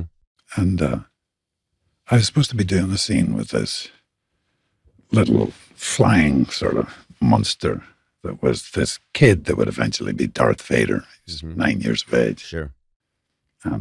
It was a big, long scene with this flying things. No, what do you want? That's all this sort of stuff. And I didn't know what this thing was going to look like. So I'm acting to a guy with a stick and an orange or a green tennis ball stuck in the top that's going to be eventually this flying little monster. You know? Right. And so I'm in the makeup. So I got my wig on, my beard and all that stuff. And she says, oh, Liam, makeup lady says, I did see, a mock-up of the wee monster. You could be a monkey smoking a pipe. No one's going to be looking at you. Because isn't that nice to hear just before you go out? Before you do. And I had a lot of lines to say on this thing, to this tennis ball, And right enough, you see the scene, it's like, oh, Wow, that's amazing. What are you doing here, Jedi? I'll show you. You idiots. You don't need to make the sound with your mouth. It's, it's incredible to me that you've, had a very distinguished career. You've done a lot of great work. You're a terrific actor. And then this is the way it goes. Eventually in this business, you are acting to a green tennis ball. Yeah. And because that's more and more, that's what the work is. And it's just, I don't know about you, but there are so many times, particularly in my profession, my career, my weird corner of it, where I find myself doing these things over the many years. And I think, I step outside my body and go, what the hell are you doing? You're a complete fool. What is it? You're a total ass. But I think we're in show business ultimately. Yeah. So even something as important and popular as a Star Wars film, you're there and there's a tennis ball, and there must be some part of you that steps outside of you. Well, I did theater. I know. I know. Yeah. There's that. But what you've done, Conan, to me, that would be a nightmare for me. Getting up as Conan O'Brien or Liam Neeson in front of an audience and having to entertain them. That's a nightmare. The thought of it, I'm not a comedian, right? Like that. I mean, you are. You've done this stuff. It's like, fuck, how do they do that? Well, the trick is sometimes it's not good. That's what I've always said. The trick is you go out and you try, but I don't know. I know that I love it. I love being in front of people, and I really enjoy it, but I get very intense before I go out and do it. Right. And I was telling you just before I went on, just last night, I did something with Paul McCartney, about 800 people, I think, in the crowd, and had the time of my life out there on stage, but beforehand, waiting backstage, standing next to that guy, and I had to go out first and get the crowd going and then bring him out. Right. Things get very focused in my brain, and I still, after all these years, I get kind of intense because I think you have to get that way before you go out. Yeah. If you just breeze on out there, it's not going to be any good. Yeah. I remember, just apropos of what we're talking about, I remember doing a play, a Brian Friel play, a new play then. It was called Aristocrats in the Belfast Theatre Festival. I'm talking 1978, something like that. And I had taken over the part from a wonderful Irish actor called Stephen Ray. Oh, yeah. And I had learned the part in 2 weeks. And it was a main part, We played it in Dublin for 2 weeks. Then we had a week off while the company moved up to Belfast as part of this festival. And on the opening night of the play Aristocrats, which I had already played for 2 weeks, Brian Friel's in the audience, the director's in the audience, various Northern Ireland dignitaries. Mm-hmm. And I have a kind of drunken spiel to say in the second act. And I dried for your audience. I forgot my words. And you could have heard a pin drop. And I remember seeing at the end of the passageway, the exit sign.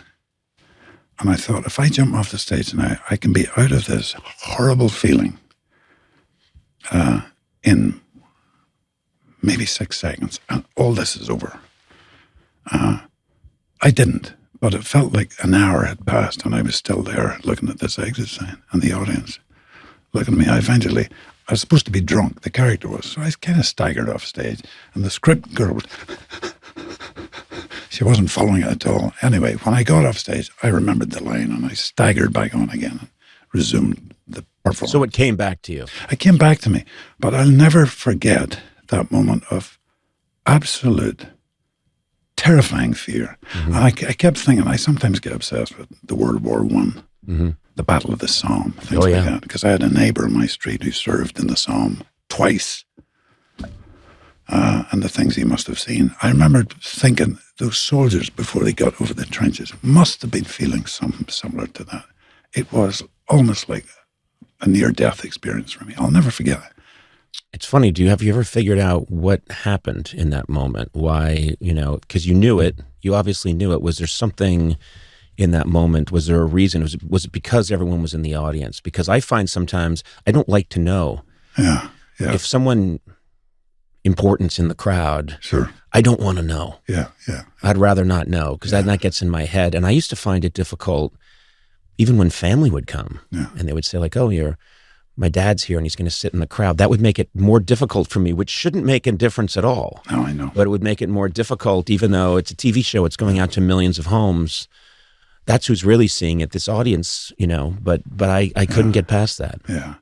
I think it is. It's partly knowing there's various people out there that you respect, And I just dropped conversation. I think I felt too confident. I had taken over the part in 2 weeks, which was fast to learn for me. Very fast, yeah. And I think it just caught up with me. That's what it was. I think it's refreshing. I love it when people, especially people of your caliber, say, "I'm scared," and I still get scared. I find that to be, it's one of the things I like most about doing the podcast and having these conversations is I think it's good for people to hear that Liam Neeson still has moments, and we all do. We all do. We have these moments where we think, I don't know that I can do this. Oh yeah, I still get them. Not that fear, but if I'm shooting a film and where there's a break and they're doing a lighting setup or something, right? And I'll look at the lines or whatever and think, how do I do this? Yeah. And I always say to myself, I think it was Robert Mitchum I saw him in some interview years ago. Says you walk in the room, you plant your feet, speak the truth. Or walk in the room, hit the marks, say the lines. What's the problem? Yeah. Something like that, I something as simple as that will kind of get me back again. It worked for Robert Mitchum, yeah, I'll say that. And Jimmy Cagney. Cagney used to say that too. No stress, no strain. Walk in the room, plant your feet, speak the truth. That was his thing, yeah. Well, Jimmy Cagney, he was, I grew up, it's odd, but I think just because, I came of age in the 1970s, so you'd think I'd be watching all this sophisticated stuff, but no, I watched Channel 38 or Channel 56 because they showed reruns and what did they show? They showed old movies. So I grew up on Jimmy Cagney, and I thought that was show business. Jimmy Cagney and Yankee Doodle Dandy, Angels with Dirty Faces, Public Enemy. I just thought that's what those were the movies I watched. Sure. And me too. Yeah, and I thought that's what it is. And of course, I wasn't watching Mean Streets. I didn't have access to those. They weren't showing those early Scorsese films. Yeah. That's what I should have been watching, but that's what that was my education, was the 1930s and 40s, Warner Brothers. Yeah, me too. And we got a TV. I was in my teens, I think, when we got a TV, black and white, But I always remember every Sunday there was always a movie on, 2:00 in the afternoon. And it always seemed to be someone in a Mac with a trilby hat, pouring with rain. Yeah, film noir. Raymond Chandler, Alan Ladd or Mitchum or someone like that, So I feel I kind of grew up with those guys. My name is Lyle Nelson. My name is Leslie Nielsen. Deep breath. My name is Liam Neeson, and I feel like I want to sing. I feel a bit nervous about sitting here with my old pal Conan O'Brien. You should be nervous. But very excited. You should be nervous, Liam, because you know me. I've got a temper. Yes. And I know how to use these mitts. Good man. So if you get out of line, it's going to get rough for you. You know that, don't you? You'll come for me. You'll find me. I have certain skills. What skills do you have in real life, by the way? It's one of the most famous lines in action movies. I've got a particular set of skills. What skills do you have in real life? What can you do? I would love to be able to say I have a skill at fly fishing. Mm-hmm. I've been flying fishing for 23, 24 years. Yeah. And I'm competent. Right. That's not as threatening to say to a kidnapper over the phone. Now listen to me. I don't have any money if that's what you're after. But I am a competent fly fisherman. Catch and release. But you I will not release. Come on, remake it that way. I promise you, people are going to absolutely love it. You know, it is great to see you. We've run into each other a couple of times over the years. We've talked, and we always have this crazy bond. I don't know if it's a genetic thing because I don't know. I found out since I met you that I'm 100% Irish after my people have been in this country since 1875. Still genetically, we just married each other and had more kids. Sure. And 1870, sorry, Conan, the history of the planet. Yeah. 1875 was a nanosecond ago. Yeah, just happened, yeah. Yeah. So I do think, I don't know what it is, but I know first time I met you may not remember this. I've only been to one prize fight in my life, one boxing match. And someone took me, I'd never been to one before, and I stood up and you came over and said, "Oh, hello, Conan, let's go get a pint," because it was in between bouts. And I thought, oh, this is fantastic. Liam Neeson is inviting me for a pint.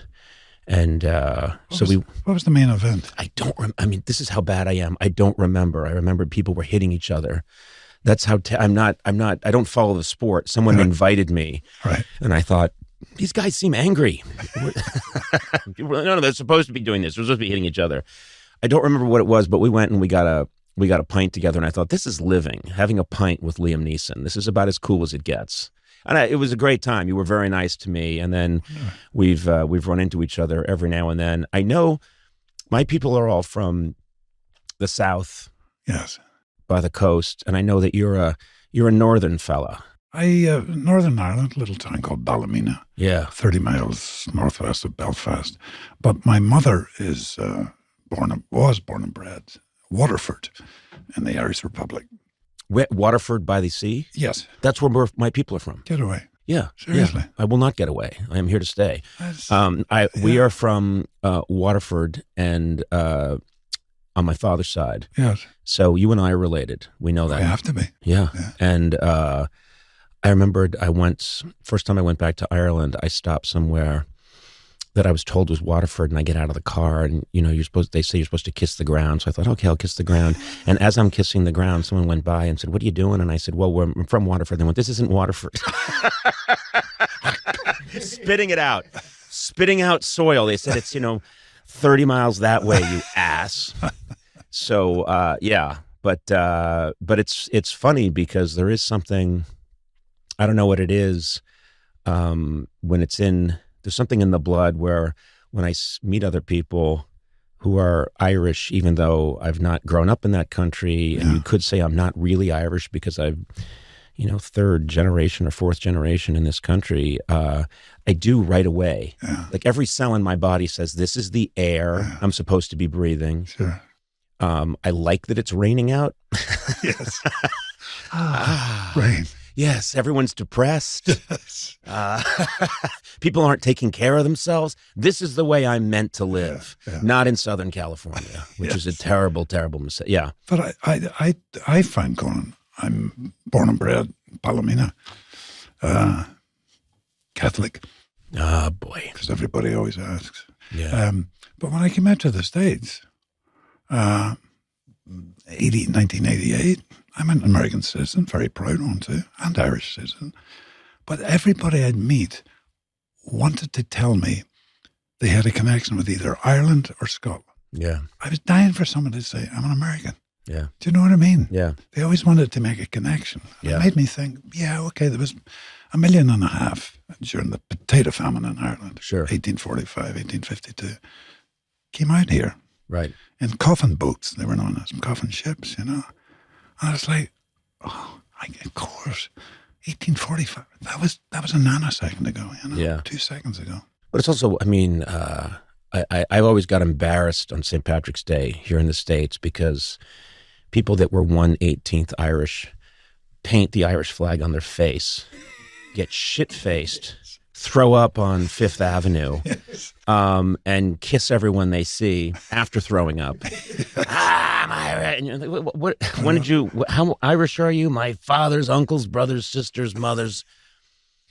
Because your last name's Armenian. Fuck you. I'm Irish. And I think, you just wanted to get drunk. And then I find out that in Ireland on St. Patrick's Day, people go to mass. They go to mass. Yeah. No one's painting their face. I know. No one's celebrating this insanity. So you're raised Catholic. So we both had that because I was raised very Catholic. And did you do... Were you an altar boy? I was not an altar boy. They found out early on this kid can read and he's good at speaking, so we'll make him a lectern, which means I'll read the passages when they need someone to read a passage. Okay. So I got a speaking part, which was kind of nice. Yeah. I looked at the altar boys and I thought, I like that outfit. And I want that smoky thing. I want to toss that smoky thing around. That's the thurible, Conan. I'm sorry. I'm sorry. Here in America, the next altar boy. And here in America, we call it the smoky thing. And if you're going to be a citizen of this country, you need to learn that. So communion, the whole thing. I found communion confession. I found confession terrifying. I would always freeze up when I would go into the confessional because I wouldn't know. I didn't want to admit to anything real, and I would freeze up. So I'd make things up that no kid would do. I'd say, I embezzled a check. You embezzled from I put funds in an offshore account and didn't declare it. How old are you? I'm 7. I coveted my neighbor's wife. What? Did you? Not really. I just would freeze up. Did you find that frightening?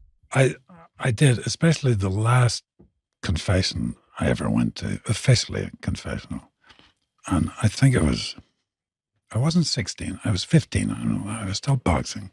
And it was a great event when you had a missionary visiting from Africa or something like that. Yeah. And I'd be there for a week and you'd go to mass every night. And as an altar boy, I'd be serving mass. But to hear your confession from him, it was like a big deal. Mm-hmm. So I remember going 15 years of age, and it was before mass, and there were lots of old women just outside the confessional, kneeling down, saying their prayers. And I went into this guy, and he's used to being in Africa, Congo, wherever, shouting his lungs out. So we started, and I had learned how to pleasure myself at home under the sheets, right? Yeah, sure. And I looked up the appropriate word. I remember this well. Masturbation. Okay, that seems harmless enough. I'll say that. Bless me, Father. Argued with my mom. My sister and I got into a fight, and I masturbated. You what? This guy, literally. Oh, my God. I mean, he almost said things like, the grass will grow out of the palm of your hand before you're 21. Stop that evil practice. He's shouting this. And I'm immediately thinking, I have to leave this, and there's all these old women praying outside. Who can hear everything. Who can hear everything, especially him. And I left, and my dick was that size. It just shrinks up inside you. Yeah. And that was the last time I ever went to get I think that'll do it. Yeah. I think that'll do it. Oh, That's my God. I wasn't having it. And I'm all proud of myself. I haven't learned this word, you know? Well, I'm glad I never masturbated. That's all I'll say.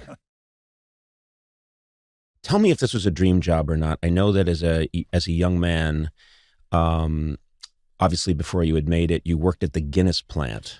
Is that right? There was a Guinness bottling plant in my hometown, whereby the Guinness would be brought up in these huge tankers from the Guinness breweries in Dublin, right, to our establishment, where the Guinness would be bottled. Mm-hmm. And the Guinness would then come down in crates, 24 bottles, per crate, and to be stacked on pallets. And I drove a forklift truck, so once the pallets were filled with, I would go in and lift the pallet of Guinness, and it would be stored at 54 degrees Fahrenheit for 10 days. Yeah. And then it would be distributed to various pubs and stuff, you know. Yeah. But it was a great job. I loved it. I would say, I mean, you just hear about, well, the forklift sounds fun, but also working in a Guinness factory just sounds like Willy Wonka. You know, it sounds like it's the Irish version of Willy Wonka. but Willy Wonka just makes one kind of beer, but all the kids get to drink it. Yeah.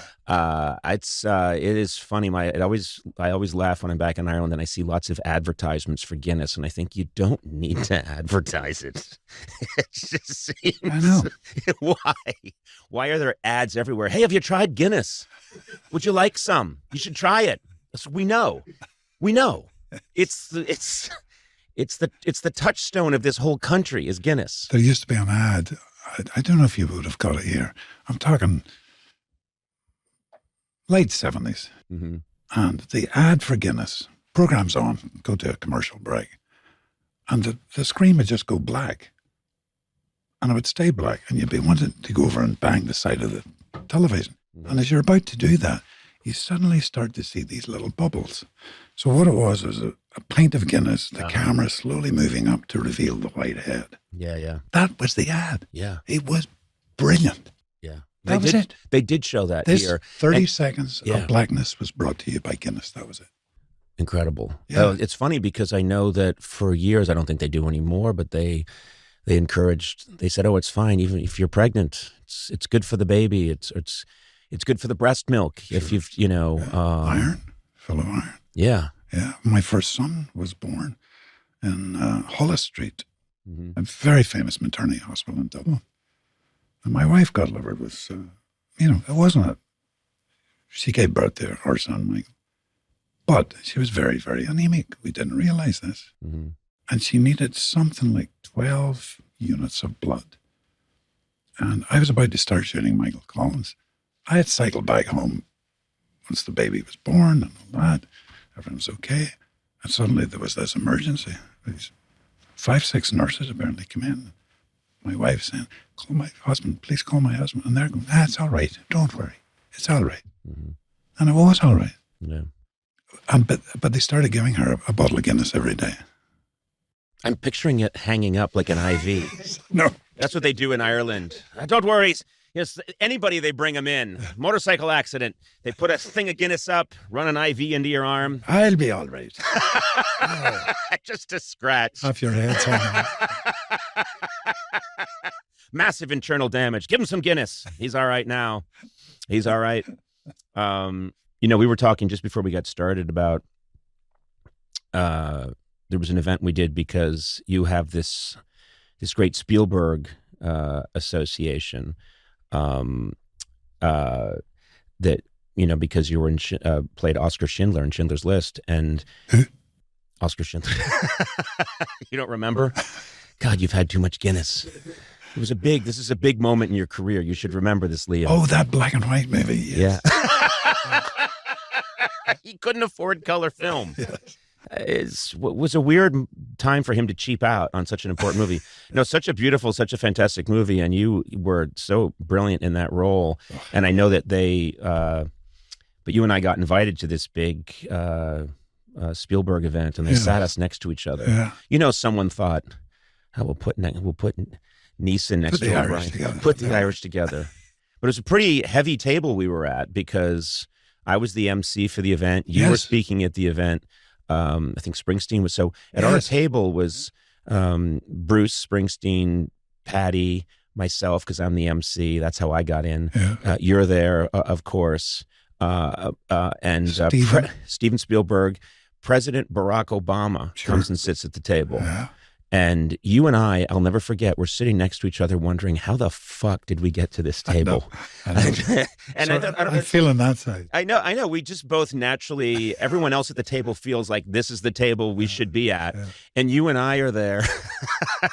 We're both 6'4", but we both shrank. Yes. And we both felt like it's a mistake that we're here. I know. I still feel like that if I'm in illustrious company. Still feel that. What is that? Why do we? Because there are people who don't feel not worthy. Yeah, exactly. But we don't feel. We're always feeling that way. I'm always thinking that I came in through the back. That I quickly got out of my waiter's uniform and put. I never feel like I should be there. I know. And Sir Tony Hopkins, mm-hmm. one of the great actors. I was in a film 40 years ago, Tahiti. A remake of Mutiny on the Bounty. Mm-hmm. Mel Gibson, Daniel Lewis, extraordinary cast. And Tony was fucking magnificent as Captain Bligh. Yeah. Mel was Fletcher Christian. But anytime I run into Tony Hopkins, and I saw him in Rome 3 weeks ago, I was finishing a film, and Tony was in the same hotel. And went up to his room, knocked on the door, met him, and give each other a big hug. And it's been close to 40 years I'd seen him. How's it going, Tony? You know what he says to me? What? He leans on me, he says, good lad. I haven't been found out yet. I haven't been found out. And he means it. Yeah, of course he means it. 2 fucking Academy Awards. Yeah. I've seen him on stage. He's brilliant. Yeah. But he means it. He means it. And I've talked about this before. There are people, I know Chris Rock used to say it to me when he'd come on the show. He'd lean over and go like, well, they haven't found me out yet. And it's just, I know that, and I think it's the people I like the most have that. Yeah. You know, it's almost, they're not too comfortable. No. They think. And you don't want to be. I don't want to be. You know, I made over 100 films. Yeah. And sometimes I think, on set, if someone's not going, I think, go on, say something. Say fucking something, Liam. You've done 100 fucking movies. I thought, well, excuse me, do you mind if I just say something? I think if she comes in the door first, that'll solve your camera problem. Let's try it. Okay, it works. just saying. I'm so sorry. And also, but I don't mean it in a. No, I I'm know. humble. It's like. I know this for a fact, when I was 32 years old in New York City, I was with my girlfriend at the time and looking at a menu, and they had a meal that was they had an entree that was just perfect, had all these different ingredients, but it had some black olives in it, and I don't like black olives. And she said, well, you'll love that. And I said, no, it's got black olives. I won't order that. And she said, just tell them, can you just leave the olives off? And I said, I can't do that. 33. And she said, yeah, you can. And I said, she'll hate me. What? Yeah. She doesn't care. Yeah. I mean, it took me that long to try and figure out that you're allowed to say some things. You're allowed to. Now I'm a total prick when I go to a restaurant. So I hear. Yeah, the word's out on me. I want this pasta with no pasta. We've talked about our friendship before, but one of the things that I remembered giving me a lot of solace was I thought, because I came from the East Coast and had gone to this whatever, very academic school and I hadn't had any training in acting or anything or written professionally. And I come out to LA and I felt very self-conscious and then I go to this improv class and I noticed the person who I thought was the funniest, most interesting person in the room, Lisa, and I start talking to her, and she's just graduated from Vassar and she's pre-med and no one in her family's done this. Right. And your mom went to Vassar. Yeah, that my was mom. the other thing. You're like, oh, my mom went there. Yeah. Yeah. Well, when you graduate, I don't know if that's everybody, but first thing you ask someone who looks around the same age is, so where'd you go to school? Yeah. Yeah. Yeah. And so I don't know. Do I know anyone there? Do we have anyone in common?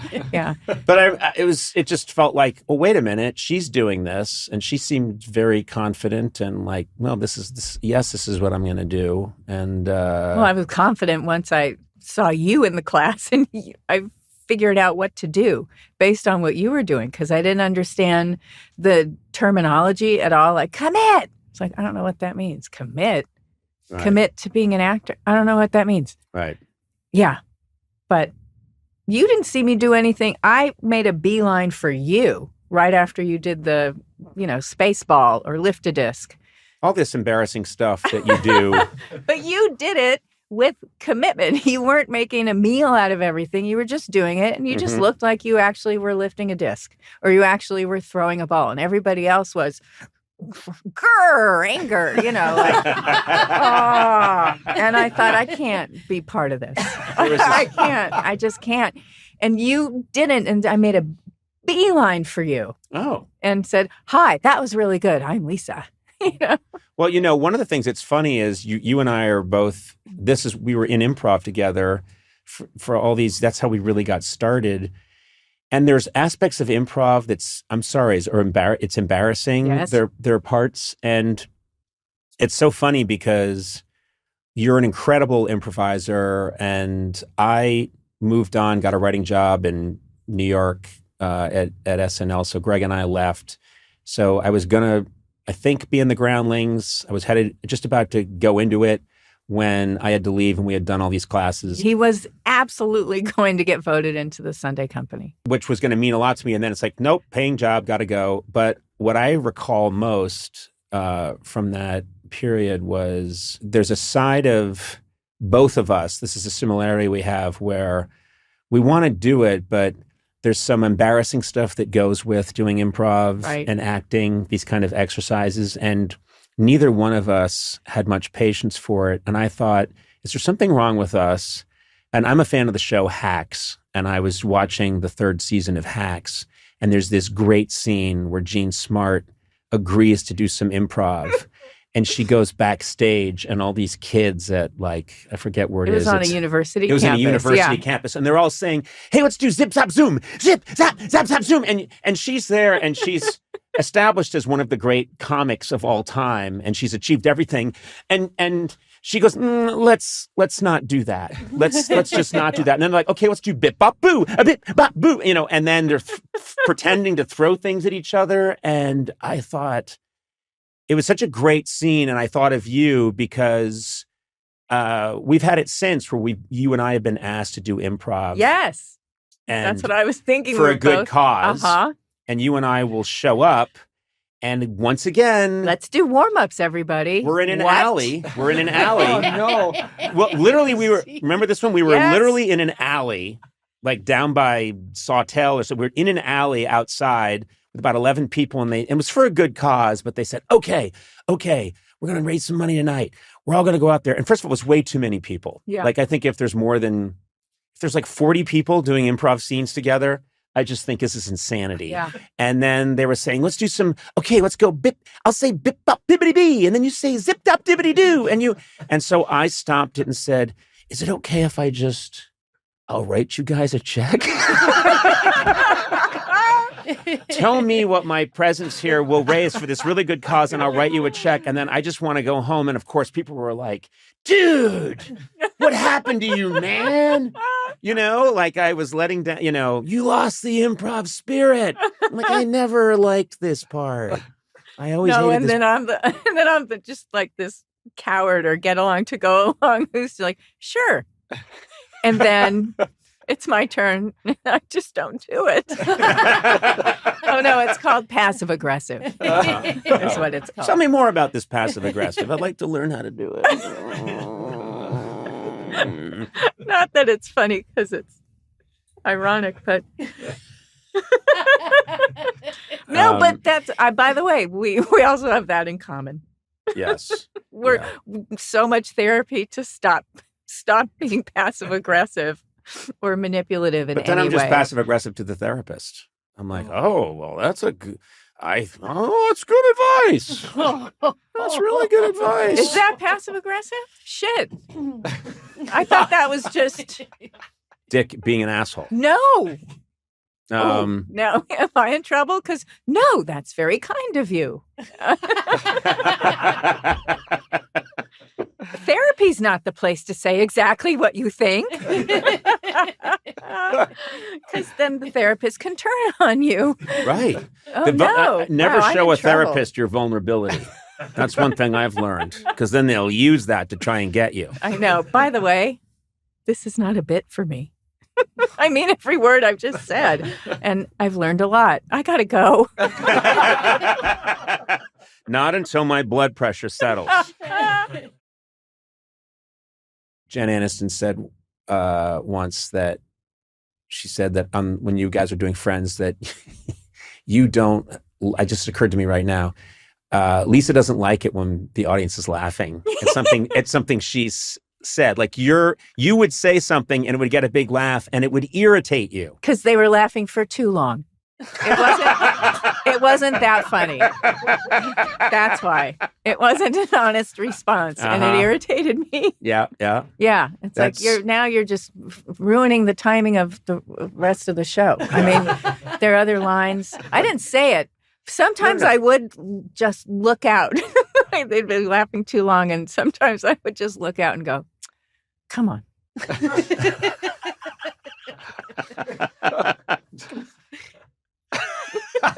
Really angry. I can see that. But I understand.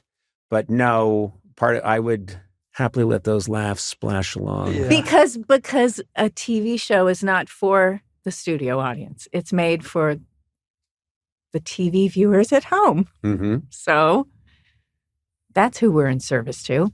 Right. If it were a stage play, laugh as long as you want. I'll figure out things to keep my character busy. Right. Waiting to continue with it. That's fine. But then it's being filmed, and now I'm just sort of like standing there. And then you do like things that you hate, just like, nah, that's right, I said that, and, it's terrible. I think they instructed our audience not to do anything like that. Right. Yeah. I like a warm-up person who tells the crowd, "Don't laugh." Well, we did so many takes, they did stop laughing. Yeah. Which then made the writers think, all right, it doesn't work. It's like, well, it worked. It worked the first time. And then, all right, well, let's come. And so they'd come up with alternates. Right. We took 6 to 8 hours to shoot a half hour. But all I knew was, you're going to take the laugh track from the first take anyway and move it to whichever take this is. So who's suffering because they're not laughing? I'm okay if they're not laughing as hard. We can keep going. Right. We can, I don't know. But it wasn't up to me. Yeah. Because I was just an actor on a show. When you see a Friends on, does that affect you in any way, or is it just... Well, I used to not be able to watch it at all. I mean, I'd see it on and be like mildly interested, and then I'd see me and say, that's enough of that. I can't bear it. And then, well, listen, after Matthew died, I could start watching the show again because it wasn't about me. It had to do with him for some reason. And so I have started watching Friends, not started like season 1 and, but there are marathons on, and I have spent at times since he died all day long watching the show. It's interesting. And now you can see, and you can enjoy the show. You can enjoy Matthew. You can enjoy what he's doing. Yeah. Everyone is phenomenally hilarious to me. You started doing that show and you called me up. You would I don't have an eye for what's going to be a hit. Well, I want to say that. No. That was nothing about that. Okay, great. You called me up and you were raving about Matthew. Yes. And you were saying he's so funny. And there was part of me, there was part of me that was jealous. Like I was okay. Yeah. I make you laugh pretty hard. And you were like, no, you don't understand. This guy's really. I wasn't that bad. No, you weren't. But I'm just saying, it's. I think that's human. Is it? What? I was just surprised you classified it as part of you was jealous instead of your entire being. What I meant, I was excluding bone, like bone and sinew, but my entire spirit. I see. No, there was part of me that was just like, Sure. and then I was watching him and going, "Yep." Yeah. So, well, no, because I mean, you are the funniest person I know. no, that's not what this is about. One of the funniest people I know. Well, now it's hard to hear, you see, but it is true. That's just a fact. But I was so. But he was such a huge. I thought that Chandler character when I read it, and I went, "Oh, they have a gay character. That's good." I thought that's all I heard. That's all I heard. And so at the table read, I just did a double take at him. Oh my God. Yeah. That I never even in a million years could have envisioned anyone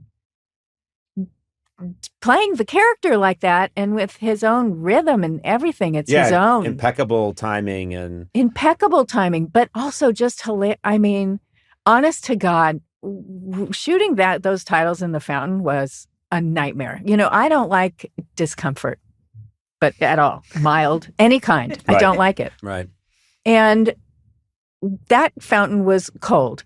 And it was very late at night. We'd done, I think, 500 takes of dancing. Unmotivated dancing is hard too, right? That's just, it's hard. When one's in a fountain, one does dance. When a bunch of young New Yorkers are in a fountain, they dance. And then hey, what if you play with that scarf, stuff, and you just get like, no, I don't want, it's not funny. I don't want, I was a real joy. But, and it was so cold and we had to keep doing it. And Matthew, and they said, we're going to do one more take. And he said, one more? Okay. Can't remember a time I wasn't in a fountain. Seriously. Can't remember a time I wasn't wet. What are we, wet? What are we, wet in a fountain? What are we, dancing in a fountain? Yeah, I mean... And this is before the show has even come on. Right. So that's also important to know is no one's a star. And it wasn't they hadn't written him like that yet. Yeah. And I don't know when I've laughed so hard. And so I'm not kidding. You see us laughing. Yep. And it's because he had just said, when they're like, all right, ready? We're going to go again. What are we going in again? Are we going to do it again? And just laughing hysterically, doubled over. And that's in the titles. He came on our show not long after that and showed up early. And so we got to hang around and talk to him. And he was so excited. Yeah. They had just shot the episode with Jill Goodacre where he's trapped in a ATM vestibule. With Jill Goodacre. And I just wanted to say vestibule. I was proud I remembered the word. Sorry, go on. I'm ruining your timing. No, now. but it's bring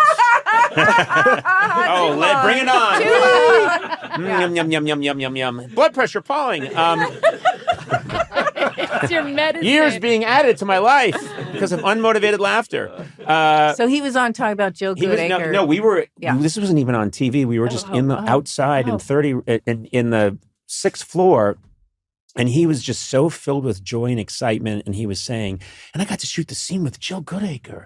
Jill Goodacre, she's beautiful. And I was like, he was like, it's all going so well. And things, as everything plays out, it's terribly, terribly sad. But and I just have this tiny, tiny fraction of moments here and there with him. But I inevitably go back to those moments where he was, at the wedding and early on, and when I would see him, and he was just so happy, so talented. So, I mean, that's a little bit of a blessing is when you can go back and see that. Yeah. I mean, and also, look, that was everyone was so excited, and I think for some people.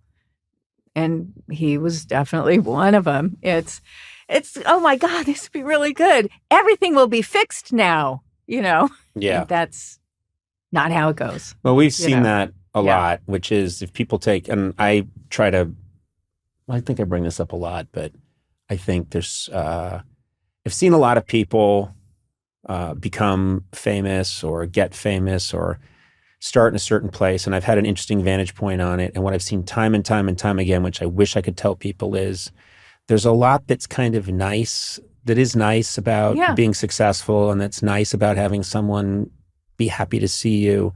It doesn't fix anything. Mm-mm. If something is broken, if something is cracked or something needs mending, it will not fix any of that. In fact, it probably hurts.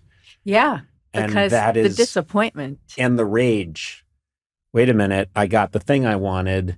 Now I'm famous. I got the house. I got the attention. And why the fuck isn't this fixed? And it's like, well, no, that's a whole. This is a clear broth. This isn't going to do anything for that. Yeah, I mean, I do feel that it's like, because I remember thinking that before, when I was struggling. Having my ramen noodles every night and, everything, and thought like someone I know would become famous or something. And I'd think, oh God, see, then if everyone loves you, then you'll give yourself, you'll love you. Like without even realizing how sick that was. It was like, yeah, that's the healing power of fame. And luckily I had therapy before Friends and did understand. But I know it's at the root of all that is like, yeah, because if everything goes well and everybody loves me, then I will submit to loving myself too.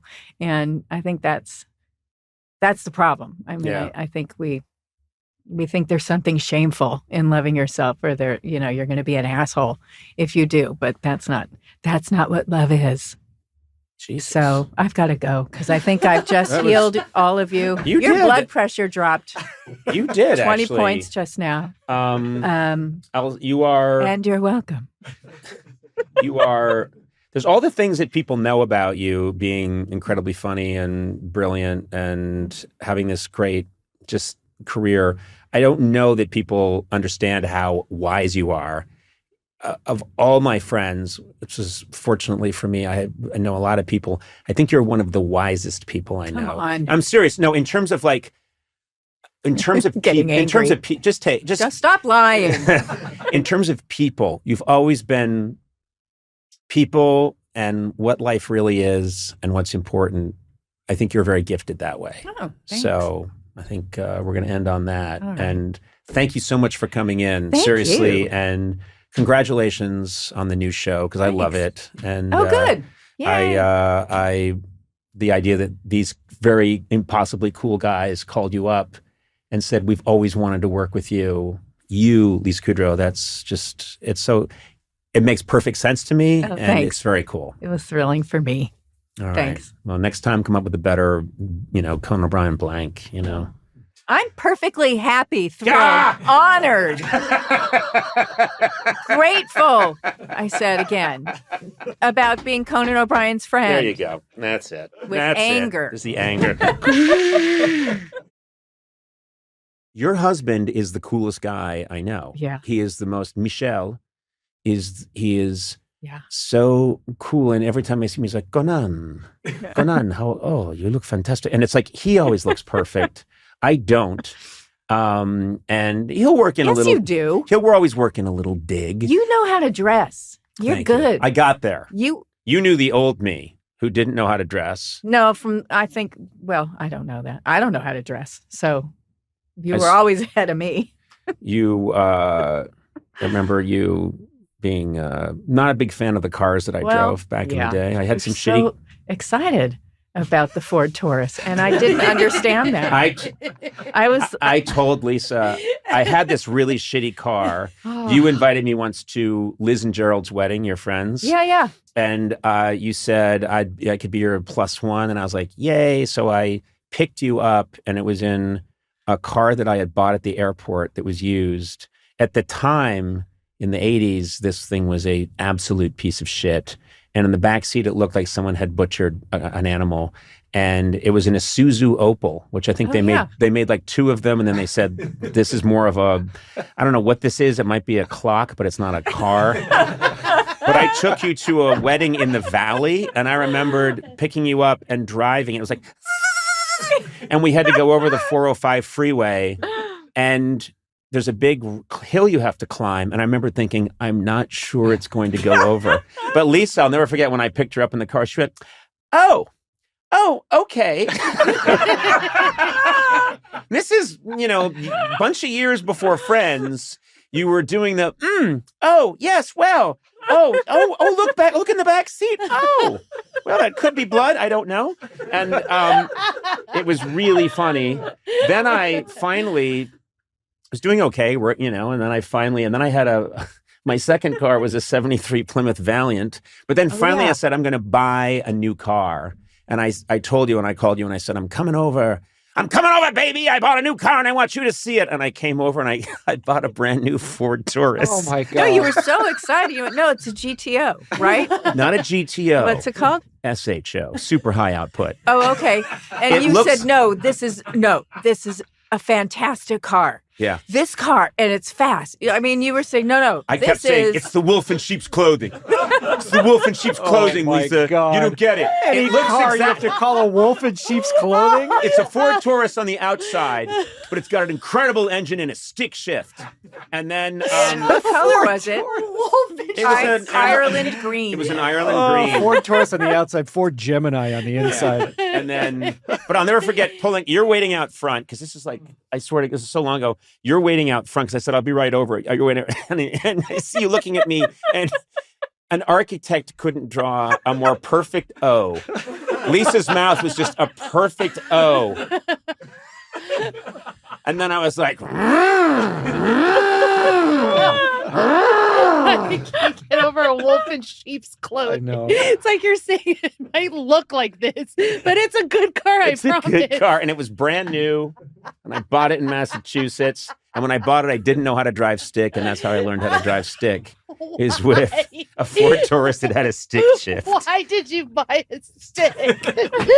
Because that's what men did. That's what men did. If you had a fast car, And they were cheaper, too. you didn't get, some wimpy automatic transmission. No, I needed to have full control over every inch of my Ford Of the Taurus. wolf.